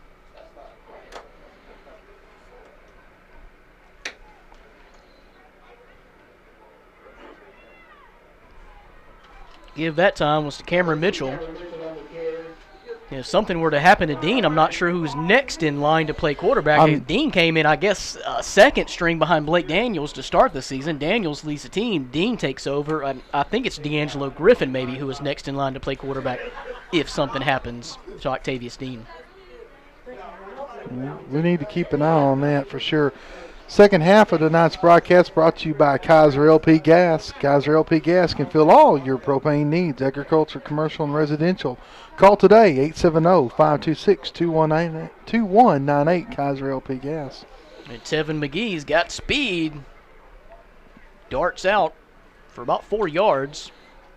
Well, they moved it back, so maybe not as big as a gain as I thought it was. He fell down about the 45, but they move it all the way back to the 47. And this is where Mark Tree's got to improve here in the second half. They were 1 for 4 in the first half on third down conversions. So 3rd and about 7, 3rd and 8 we'll call it. Dean in shotgun, hands it to Mitchell, spun down and got back to about the line of scrimmage. That's it. So what do you do now if you're the Indians? Well, as I'd almost want to go ahead and punt it away. You need points on the board, but you don't want to give this Warrior team great field position. And the way their offense has sputtered, except for the one drive where they scored, they haven't done anything. They're 0 for 1 already on 4th down conversions.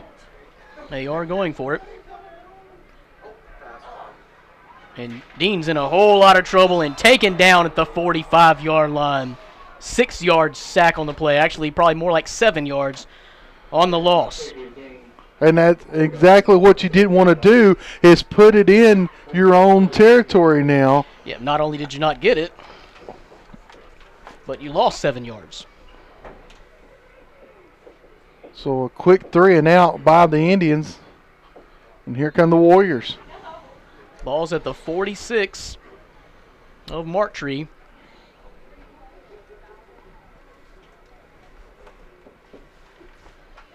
And now the Warriors in total control can just about do whatever they want to do here. They'll probably elect to run the ball and use some of that clock. TJ Young is in motion. Gives it to Kyler Gordon. He darts through for about a 4-yard gain.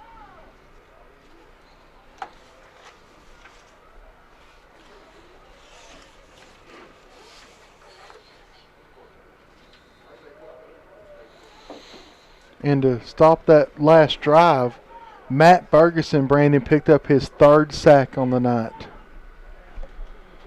He's got all 3 sacks for the Warriors. And all 3 of them have led to a big-time loss for the Indians. Malone in motion, give us to TJ Young. He gets a couple. TJ Young on the carry. For a 2-yard gain. So that's 3rd and about 5. 3rd and manageable. 3rd and manageable, and then at this point, the Warriors will probably go for it as well if they're held here to a 4th and at least medium distance. And they're going back into the wind there, or back, this is the side of the field where Scales had all of his pass completions, and they're going back into it again here in the 3rd quarter. Yep, wind is in your face, blowing back at Scales. And that one's tipped. Yep. He was looking for Quinn Young downfield, had him, but the ball was tipped. So 4th and 5. We'll see if they will indeed elect to go for it.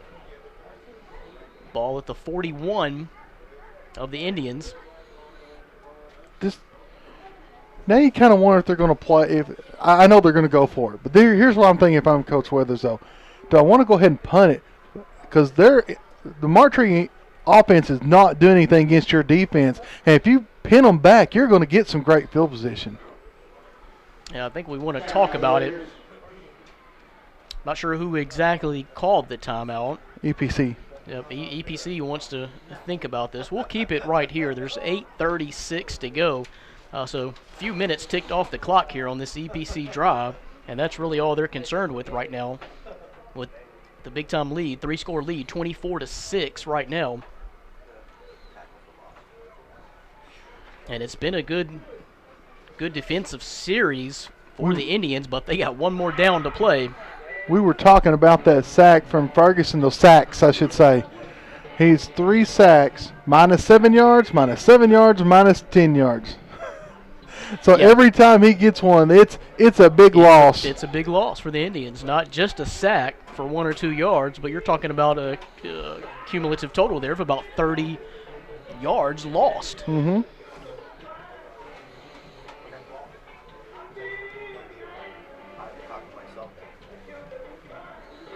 They're So coming out Scales, with 3 wide. Yeah, Scales Four is in wide, shotgun. excuse me, 4 wide. He's not in a punting formation, although he is the punter and kicker for the Warriors. Step up into pressure and still on his feet, but taken down is Mr. Scales. Looks like the ball's going to be placed at the 40, call it the 44 most likely. Indians are going to take over. This is the way the game started. If you remember, Brandon, both teams kind of come out cold in the first half too. So we've had 2 sets, one series each, and both of them were turnover on downs. Dean in shotgun, looking left, waiting for the play to develop. Now he's in trouble on the ground.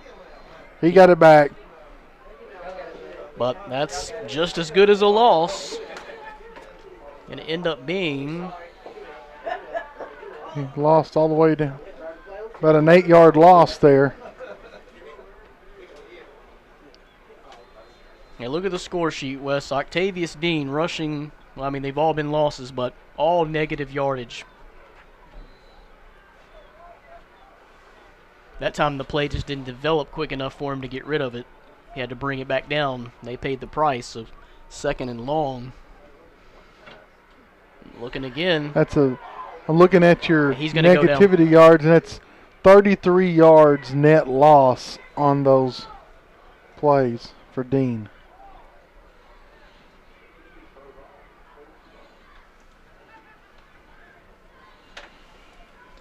And lucky to get rid of it there and not go backwards even further. That brings up a 3rd and 14. They started the possession with decent field position. I'm sorry, 3rd and 18. Zap corrected me. I looked at the scoreboard. I'm sorry, Zap. Ball to 36 for Dean. Reverse. It's D'Angelo Griffin. He's got room at the right side. Definitely a first down. And across the 45, back into Warrior territory now. Nice trickery play by the Indians to gain the first down on 3rd and 18, and he picked up about 20, it looks like. A little more than 20, about 22.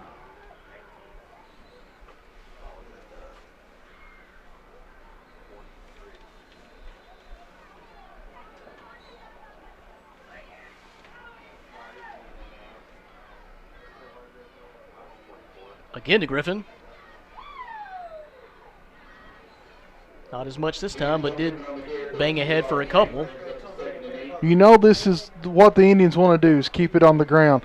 The bad thing is, not only are they playing the Warriors right now, they're playing against the clock. I know we're only in the 3rd quarter, but that clock keeps rolling on every run play. They're going to need some quick strikes. Ball at the 42.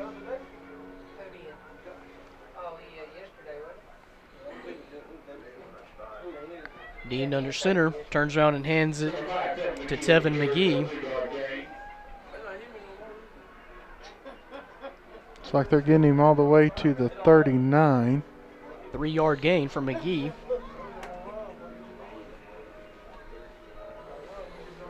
Brings up another 3rd down for the Indians.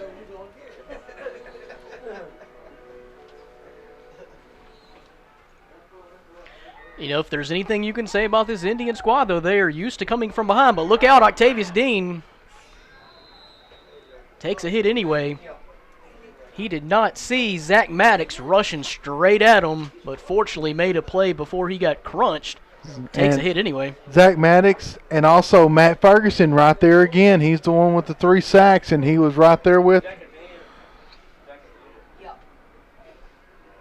That pressure off the ends is just killing Mark Tree all night long. They're 0 for 2 on 4th down so far tonight, are the Indians.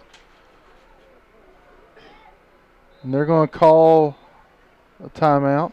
They want to talk about it. Need a score big time right here. Still trailing 24-6. We'll take a timeout with them. This is live high school football on Tubetown. As part of the fight to keep cable rates affordable, Ritter is on your side against giant programming companies. Because they control programming, they make the rules, like forcing you to buy channels and bundles to get the one you like, and then hiking the price way above inflation. They even forbid cable distributors like us from telling you what channels actually cost. Join us in working for better laws that give consumers more choices and more information. We're right by you on this issue. For the complete schedule of prep football in Tubetown, log on to our website, www.tubetownonline.com. Full schedule is on the homepage. You can also order DVD copies of all your high school sports programming. I think a lot of our crowd is still gathered up at the concession stands getting hot chocolate. I don't blame them. I don't either. So the fourth down play, Dean going to air it way out, looking for D'Angelo Griffin. And incomplete. Looks like both guys had a chance to come up with that. Uh-oh. And, yep, number 8, T.J. Young. He rolled on that ankle, and he's still down.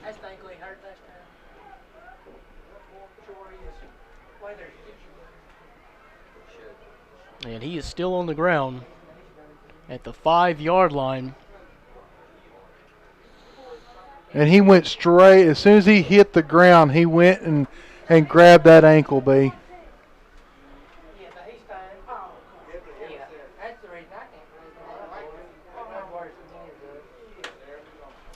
So let's go ahead and take a quick break while they attend to T.J. Young. This is live high school football on Tubetown.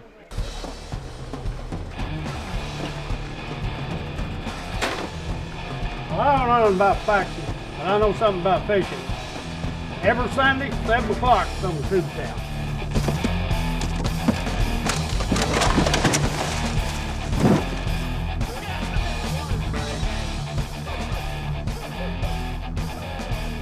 Crowbar is back. Sundays, 7 p.m. on Tubetown, Channel 21. So the Indians give it up. Warriors will take over. Unfortunately, it may have cost them T.J. Young for the rest of this game as he was helped off, or being helped off, headed to the sideline now. Looks like he is doubtful to return. That right ankle looks like. And that's going to hurt the Warriors coming into the home stretch. He is the starting running back for EPC. And defensive back as well. Scales pitches it backwards to Gordon. Gordon's had a heck of a night tonight on the ground. Gets 4 down to the 45. 2nd and 6.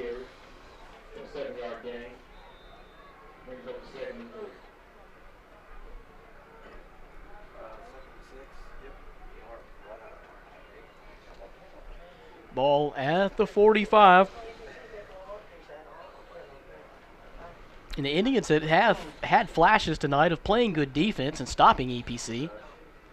Mr. Scales taking off down the right side. It is a foot race, but you forget about it.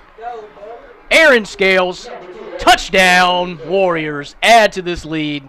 It's now 30-6. Just like that.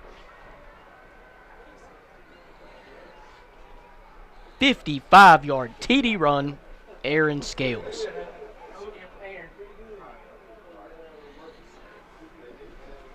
We have seen him break some big plays, and we've really only done about a game and a half of EPC. Now, apparently he's doing that every week, too. Yeah, in that first game we had him on a 75-yard run, and this one's 50-plus.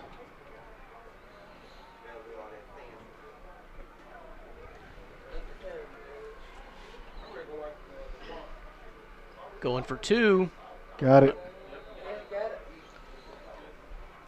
Was that Gordon? Yep, Tyler Gordon.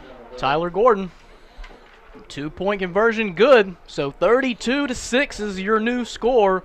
We have got 5:10 to go in the third quarter. This is live high school football on Tubetown. Ritter Communications gives you a universe of TV shows. And now TiVo brings you even more. Movies, music, and videos from the web. Get it all in one place and take it anywhere life takes you. Any show, any screen, anywhere. Introducing the TiVo Experience. Call Ritter Communications today. Ritter Communications, right by you.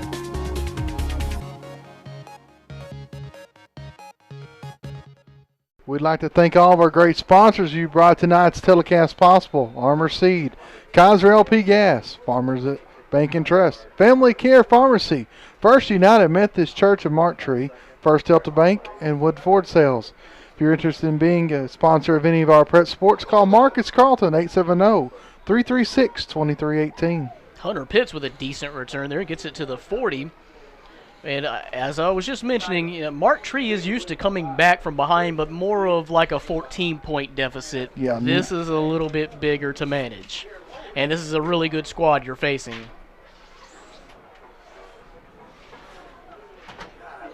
So Indians will take over on the 40 after the big 55-yard TD strike from Aaron Scales.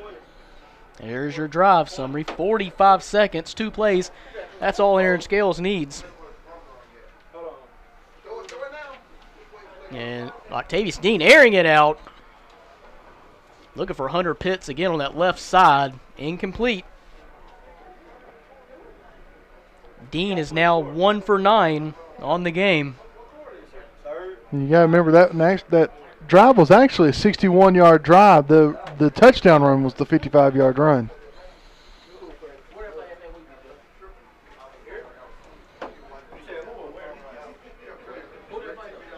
Second and 10. Dean back in shotgun again. Looking to air it out. D'Angelo Griffin gets the catch. Fights ahead. I'd give him about 9. We got a flag. I think we're going to have a face mask. It was late. No indication that would be holding. Definitely looked like something on the takedown. That or horse collar. Looks like it's going to be on Scales on the tackle. 8-yard gain. Apply the extra face yardage. mask. Yeah, Aaron Scales guilty of grabbing the face mask on the tackle, so add 15 yards to the end of the play.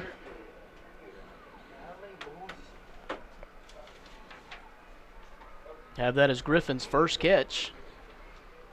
And march them into Warrior territory. Ball at the 38.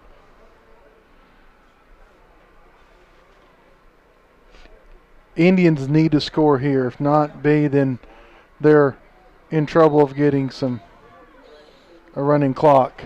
Pass too far for Bailey Gilbert.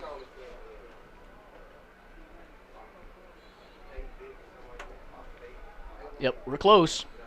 32-6. Still a lot of dedicated fans out here on Halloween night. Last temperature check, 45 degrees. At right about 8:30 Central Time.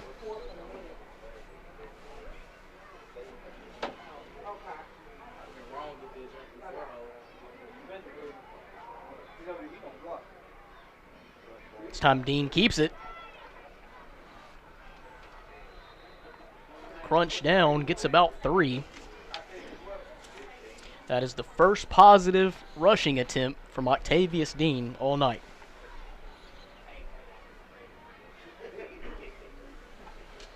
Again, that clock keeps rolling, though. We're at 4:13 and counting in the third quarter. Moves it down to the 35 of EPC. They've still only converted 1 third down on 7 attempts tonight, B. Looks like we're going to have illegal motion. Bailey Gilbert goes in motion. That's when the flag was thrown. Substitution infraction. They try to get someone in late. So they'll march them right back down. They erase the positive yardage by Dean. So it looks like it'll be about 3rd and 11. A little over 3rd and 11. Yeah, ball's right at the 40.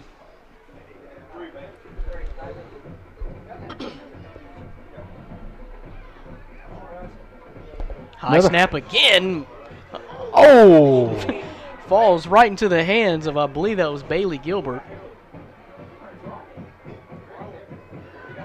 And there, he paid the price. There is Matt Ferguson again.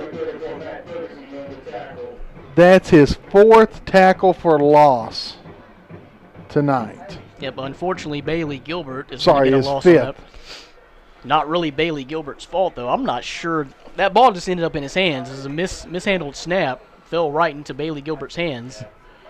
So now we're at 4th and forever.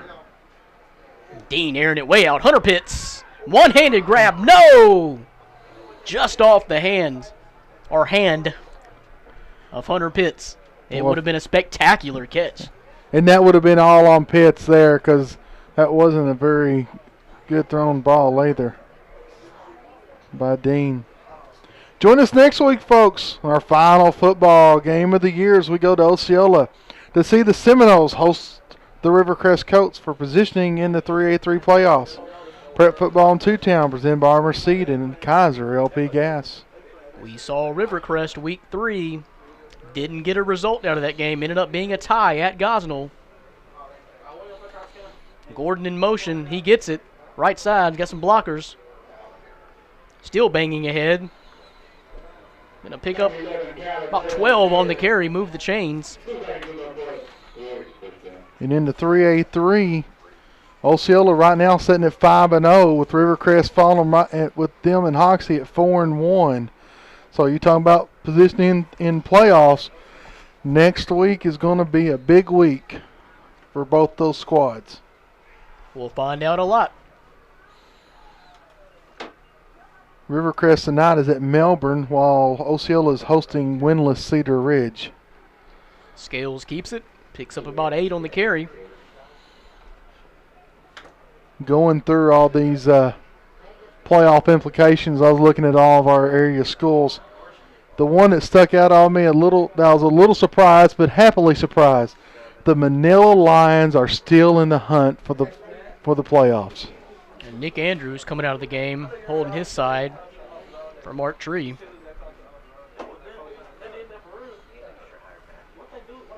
Yeah, Manila obviously came a long way since we saw them in week 1. And fired straight down the middle again, overthrown. Did Scales, missed Quinn Young by just that much. Quinn Young has had the speed and is beating these defenders, but unfortunately Scales, again, that's the side going against the wind. Plus it's cold, so your hand doesn't quite feel the same around that ball. Exactly. The Warriors are 4 for 7 tonight on 3rd downs, and here it's 3rd and 3.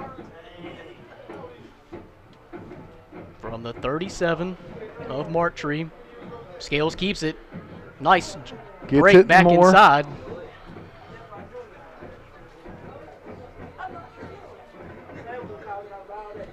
It's going to pick up 6. Here's some more from the Family Care Pharmacy scoreboard. Wynn's got a 21-14 lead over Forest City. That's a big game in the 5A East. That's positioning for 2nd and 3rd place right there. Sounds like it's a battle right now as well.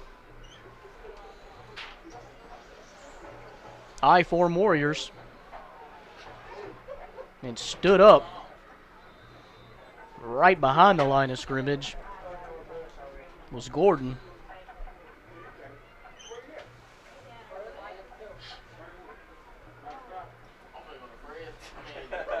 They're marching them back 2 yards. So it's going to be a loss of 2 for Gordon on the carry. 2nd and 12. It's now Earl 44, Rector 3, heading into the 4th quarter.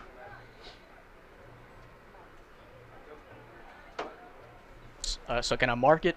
I think you can, as Seth Davis says, Sharpie. Sharpie. Scales fakes the give, keeps it himself, right side again, and puts his head down, lowers the boom.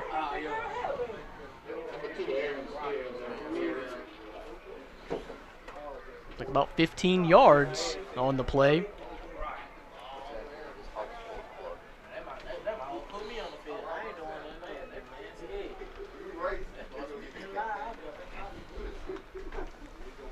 Scales lowered the boom on the defender on that far side. Now ball down to the 15-yard line. 1st and 10, and that is going to be it for the third quarter. Your score, 32-6, all Warriors here on Halloween. Don't go anywhere. Fourth quarter coming up after this message. Live high school football on Tubetown. This is a seed, and this is a farmer. Together, they're responsible for creating 1 in 12 American jobs.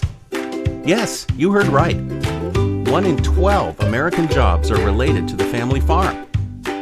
From row to row across this great nation, every farmer counts.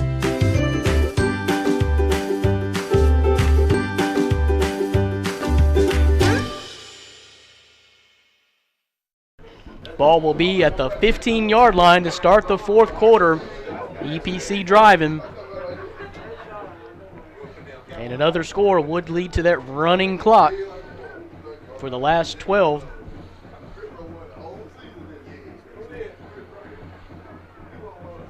So not only did we not really have a quick start by the Indians, we didn't really have a quick anything. No. Or not even sure they have started yet. 6 points on the board. Really looked good on that drive, but it's just stalled from here on out. And again, the EPC, they do have a good defense. You know, third in the conference as far as allowing points. As you got this separation in the conference as far as points against, you got Cross County dominating, Earl right behind them at 50, then East Poinsett County at 56, and it's a huge drop-off from there as far as allowing points in conference play. And pushed in close to the end zone. And there's a flag on that one as well.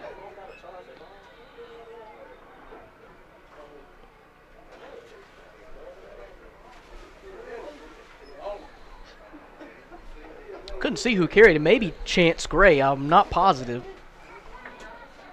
We got a push. Chance Gray is in the middle of everything.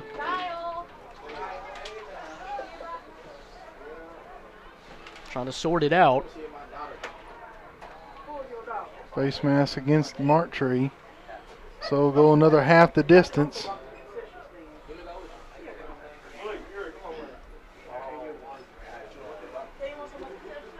So it'll be a 1st and goal for the Warriors.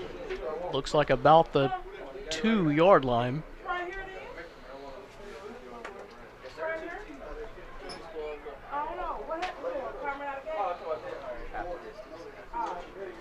Scales gives it to Chance Gray that time. Looking for the signal, and it's good.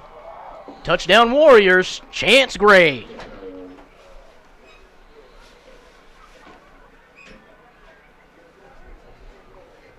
Warriors pouring it on here. 38-6 is the new score. We have the entire fourth quarter to go, but it's going to be a lot quicker. No, they still. It's 35 in football, so they're going to have to score one more time to get the running clock. They're going to be a point short. Yep, if they, 1 if they point get short. This. If they get this. Scales. Now, man, what a play! Malone. What a play by Aaron Scales. Rolling right, throwing it across his body, finds one of his favorite targets, Clay Malone. 2-point conversion is good. Your score, 40-6 now. All Warriors on Halloween. Let's take a quick break. We'll be right back for live high school football on Tubetown. This is a seed, and this is a farmer.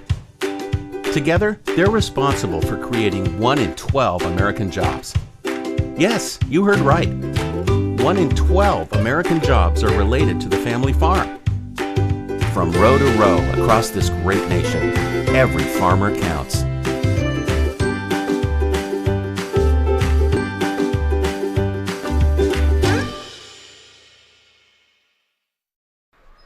Back to Marktree, Don Lovell Memorial Field. About the only thing the Warriors hadn't done right all night is get the 3-point conversion right there to make this a running clock. That's because they can't do that.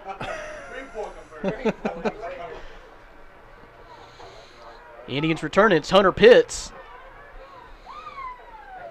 I think he gets back down to about the 50-yard line.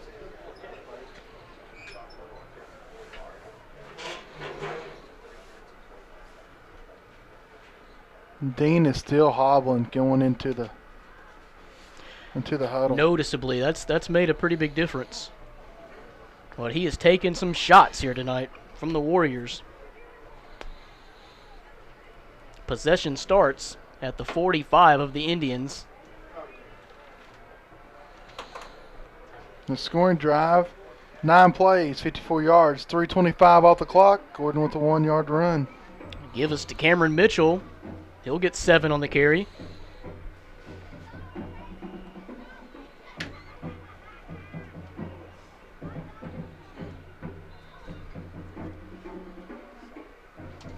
Even with this loss, these Indians look like they will be in the playoffs this year. Still well within the hunt.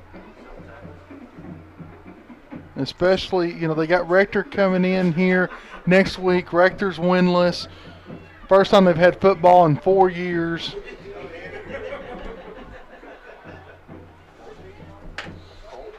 Ball stays right there at the 48-yard line. And looks like it, their rivalries are here now, but next week they're going to be rooting for EPC to beat Walnut Ridge so they can get the number 4 seed. 3rd and 3 here for the Indians.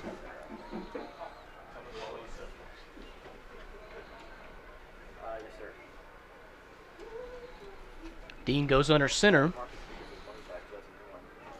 Looking to pass now, taken off and taken down. He may have lost a yard. Flag on the far side.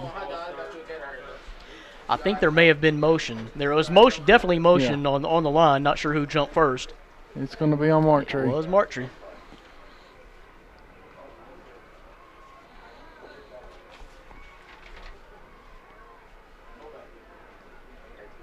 Let's back it up now. It would be 3rd and 8.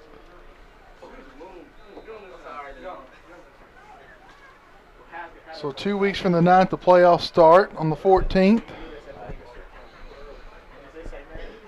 Regular season has gone by fast. We've had a ball here at Tubetown doing these live games. That's D'Angelo Griffin. That's a big first down for the Indians by Griffin. Called it 13 yards.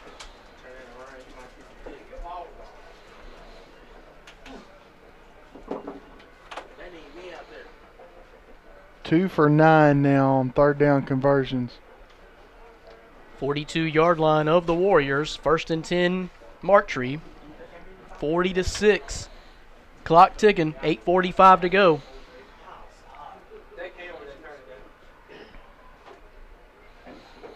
Under center. The scoop and pitch to Cameron Mitchell. Left side. And then swallowed down at the 27.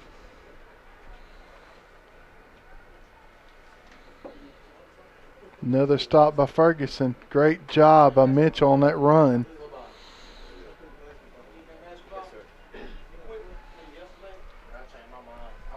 Gain of about 12 on the carry.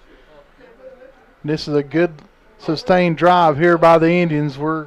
This 9th play of the drive right here.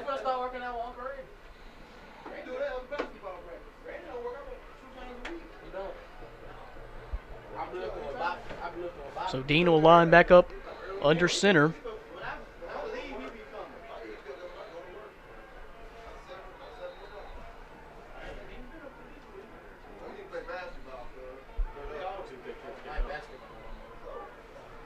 Mitchell again.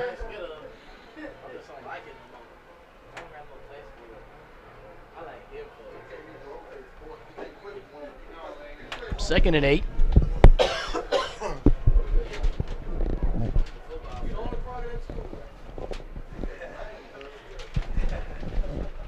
Dean has Shackelford behind him along with Mitchell. Give this to Mitchell. He breaks cross. I'm sorry, it's actually Tevin McGee.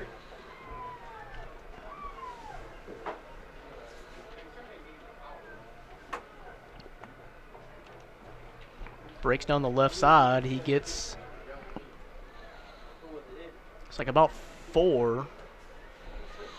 I guess No, they're both coaches moving have the clock. decided it's okay to run this clock because that play went out of bounds. The clock never stopped. I know it's 35 in high school football, and we're sitting at 34-point difference. Oh, dang, Kill got it. Oh.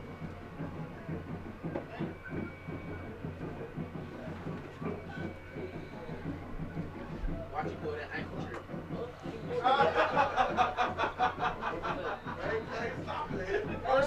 First rule, sir. Not getting any easier for these Indians.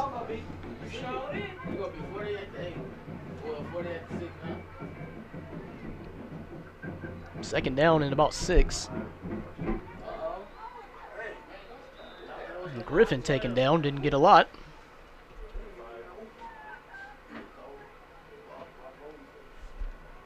Maybe a yard.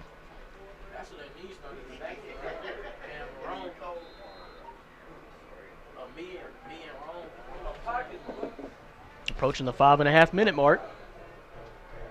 This will be the 10th try for third down for the Indians. They've been successful 2 times. Dean keeps it, rolling right, looking for Hunter Pitts. No, fires back across the middle of the field, and that may have been intercepted. No, they called incomplete. Yep, he dropped it. And I wonder what Dean was thinking. He had nobody in front of him with wide open for the first down, and he went ahead and threw the ball. I think he was looking at Hunter Pitts on the corner pattern, but decided to throw it across to the middle of the field and almost paid the price with the pick, which would probably surely have ended their night. We're under 5 minutes now. Getting up to the line quick. Dean under center. Got Shackelford and Mitchell in the backfield. And one timeout. But we'll take it with them. Quick timeout here. Again, we're just under 5 minutes to go in this game. It is 40-6, all Warriors. Don't go anywhere. Live high school football continues after this.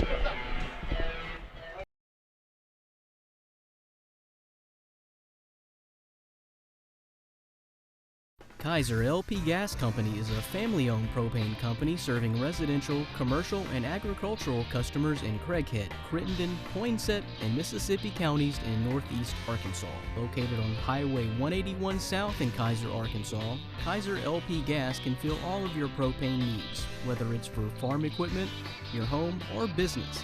Kaiser LP Gas has you covered.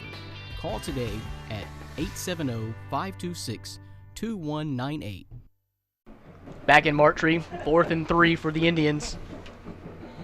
0 for 3 on 4th down conversions tonight.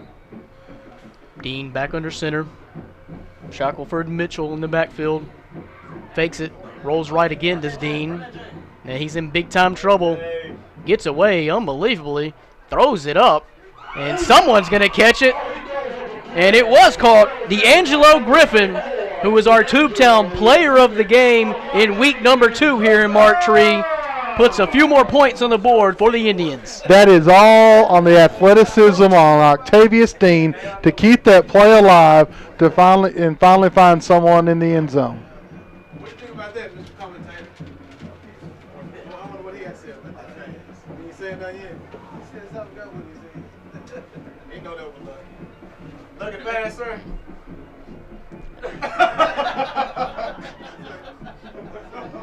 4.5 to go.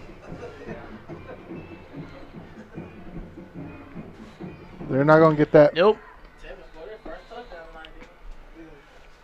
So that's going to be it. So the Indians did strike back, though. Unbelievable catch from D'Angelo Griffin.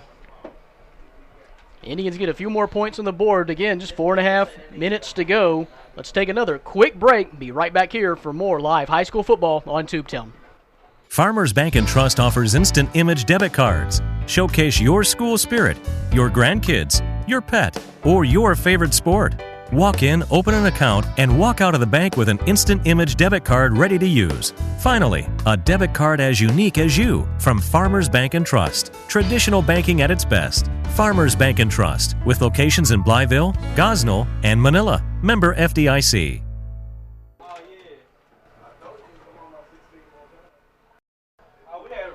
Dean DeGriffin. Couple more tricks out of the bag here on Halloween from Mark Tree, but they are still trailing big time, 40-12. Got some more scores here, Brandon. Gosnell has defeated Westside 34-7. So the Pirates are still in the hunt in the 4A3. Decent onside right there, but taking Jamil Rogers of the Warriors. Yeah, we'll look for the Warriors here to just sit on the ball and eat this clock up. And the final over in Rector as the Earl Bulldogs defeat the Rector Cougars 50-0.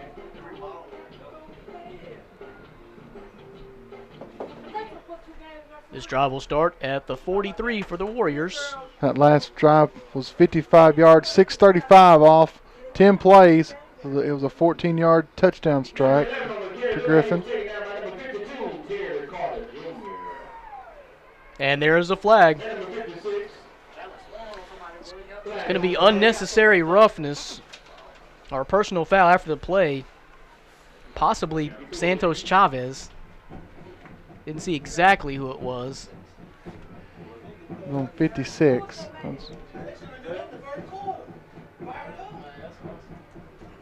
Another score, win 21 for City 14. That is the 7th penalty against the Indians for 65 yards. You just can't do that and think you're going to be able to stay in a ball game. And the Warriors did get their scoring average here tonight, averaging 40 points coming into the game, sitting exactly on that mark right now. This time the Warriors run it with Chance Gray. We'd like to invite you to stay for the Kaiser LP postgame wrap-up show where we will present the Delta First Bank Player of the Game. Delta First Bank now offers customized debit cards. Make your debit card as unique as you are with First Delta Bank. Serving to you with locations in Truman, Marktree, and Tyronza. First Delta Bank, member FDIC. Gray loses 2 on the carry. 2nd and 12.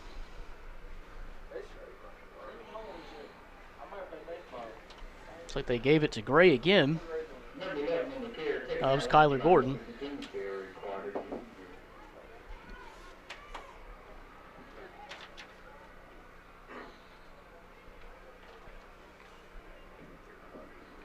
Big third down. 4 for 7 are the Warriors. They've managed to chew up at least a couple minutes off this clock, though, so job done.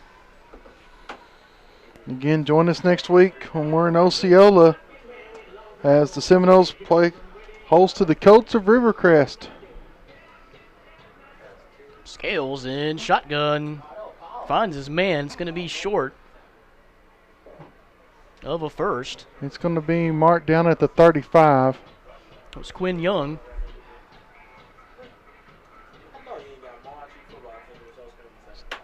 Fourth down.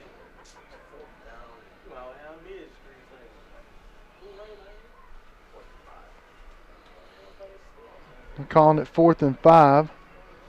Exactly 2 minutes to go.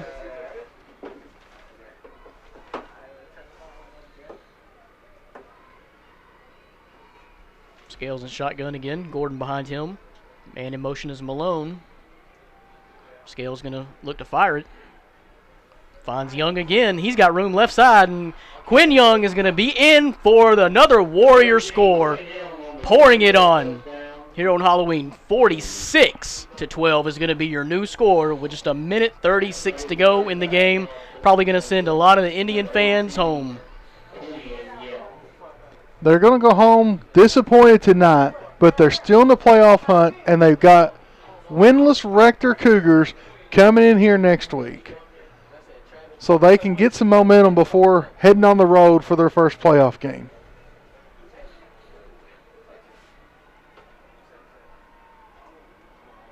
So give Aaron Scales another TD to his season totals. In shotgun, going to go for 2. Looking for Clay Malone. Could not find him. Just a minute 36 to go. We'll keep it right here, as this one is just about over. And that's the first 2-point conversion they didn't convert tonight. Yep, 46 points. Been a steady, efficient night from the Warriors all night long. Indians get the ball back one last time. So the question for EPC going into next week in the playoffs is the health of TJ Young, as we saw him being helped off the field. When they play the Bobcats of Walnut Ridge, and it looks like, Brandon, that they are going to host a first-round playoff game again. And then we'll wait and see how everything else goes from there. But at least week 1, they're going to have a home playoff game. That drive summary, it's 5 plays, 58 yards, 250 off the clock, and 35-yard touchdown pass. The loss to Cross County that we saw 2 weeks ago was just the 4th loss for the Warriors in 3 years. And then to bounce back and beat Earl the way they did, a lot of confidence heading into the playoffs. And again, they play Walnut Ridge, the Warriors do, next week in Walnut Ridge.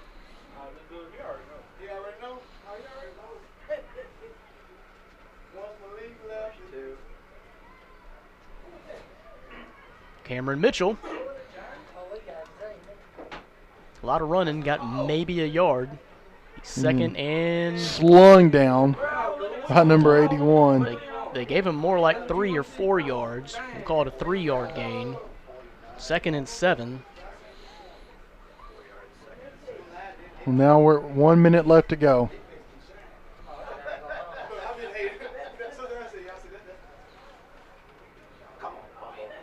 And scooped. He was down. Yeah. He was down when he got the ball. His knee was down, so they're going ahead and mark him dead. Dangerous play to try to scoop it to Tevin McGee. Looks like they're going to have to run one more snap.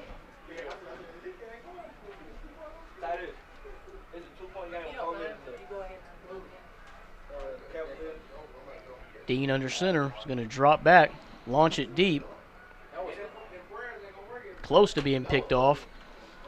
Number 7 for the Warriors, Trevor Walker. And that's going to do it.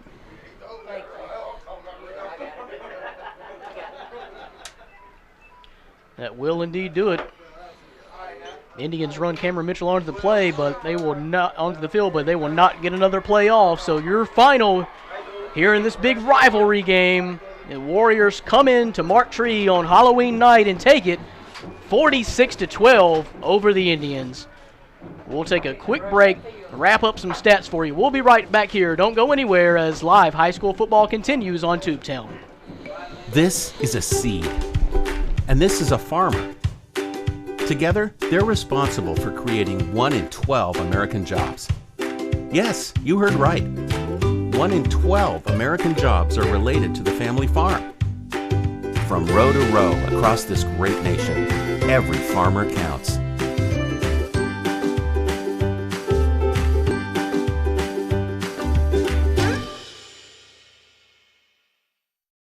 Kaiser LP Gas Company is a family-owned propane company serving residential, commercial, and agricultural customers in Craighead, Crittenden, Poinsett, and Mississippi counties in northeast Arkansas.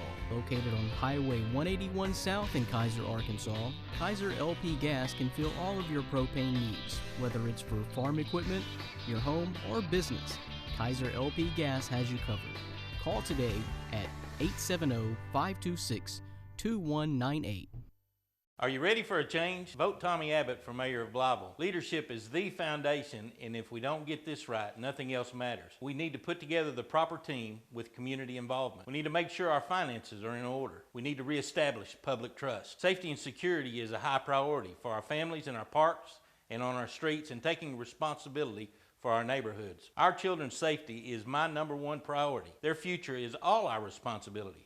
I need your vote on November 4th if we're serious about change. Come support the Blyville Emergency Squad as they host their annual fundraising auction on Saturday, November 1st at Walker Park in Blyville. The first ever Chuck Wilder Memorial Ride will take place in the morning to kick off a full day of fun for the whole family. Kids Fest, noon till 4. Silent auction starts at 4. Live auction starts at 6. It's the 2014 Blyville Emergency Squad fundraising auction, Saturday, November 1st at Walker Park in Blyville. In Luke chapter 10, Jesus says, "You shall love the Lord your God with all your heart, soul, strength, and mind, and love your neighbor as yourself." We at Mark Tree United Methodist Church are not perfect, but we are trying. We want you to know there is room in this sanctuary, in this congregation, and in our hearts for you. Come on in, neighbor. Come on in,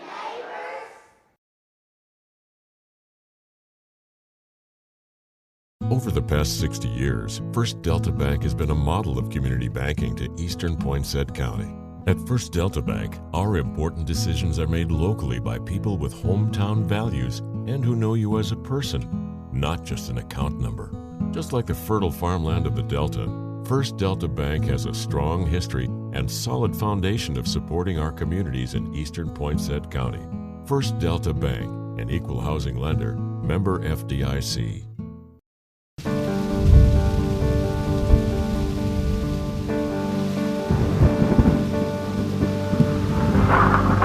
National Weather Service has issued a severe thunderstorm warning in effect until 10 p.m. At 7:48 p.m.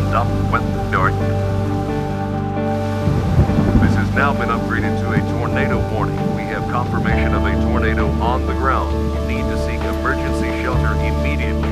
Take cover now. Move to an interior room away from...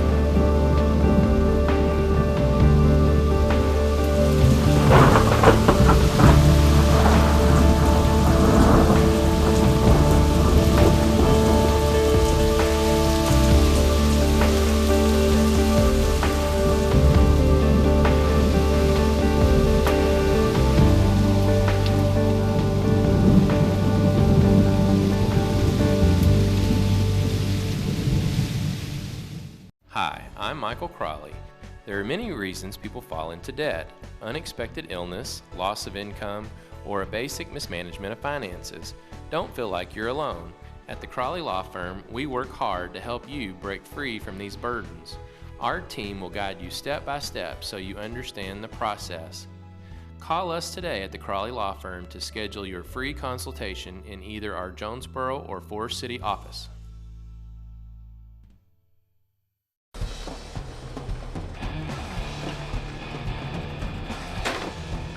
Well, I don't know nothing about faxing, but I know something about fishing. Every Sunday, 7 o'clock, it's on Tubetown.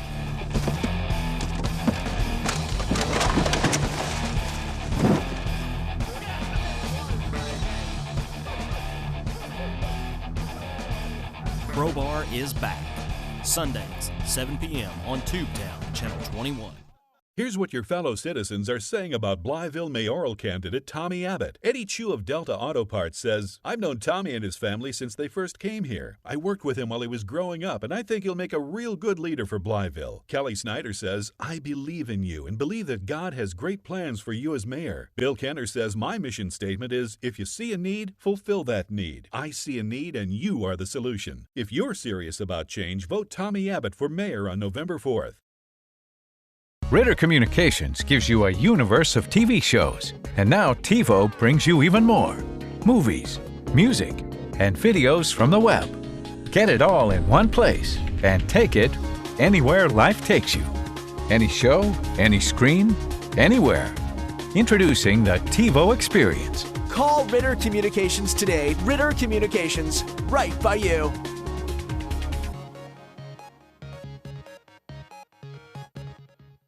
As part of the fight to keep cable rates affordable, Ritter is on your side against giant programming companies.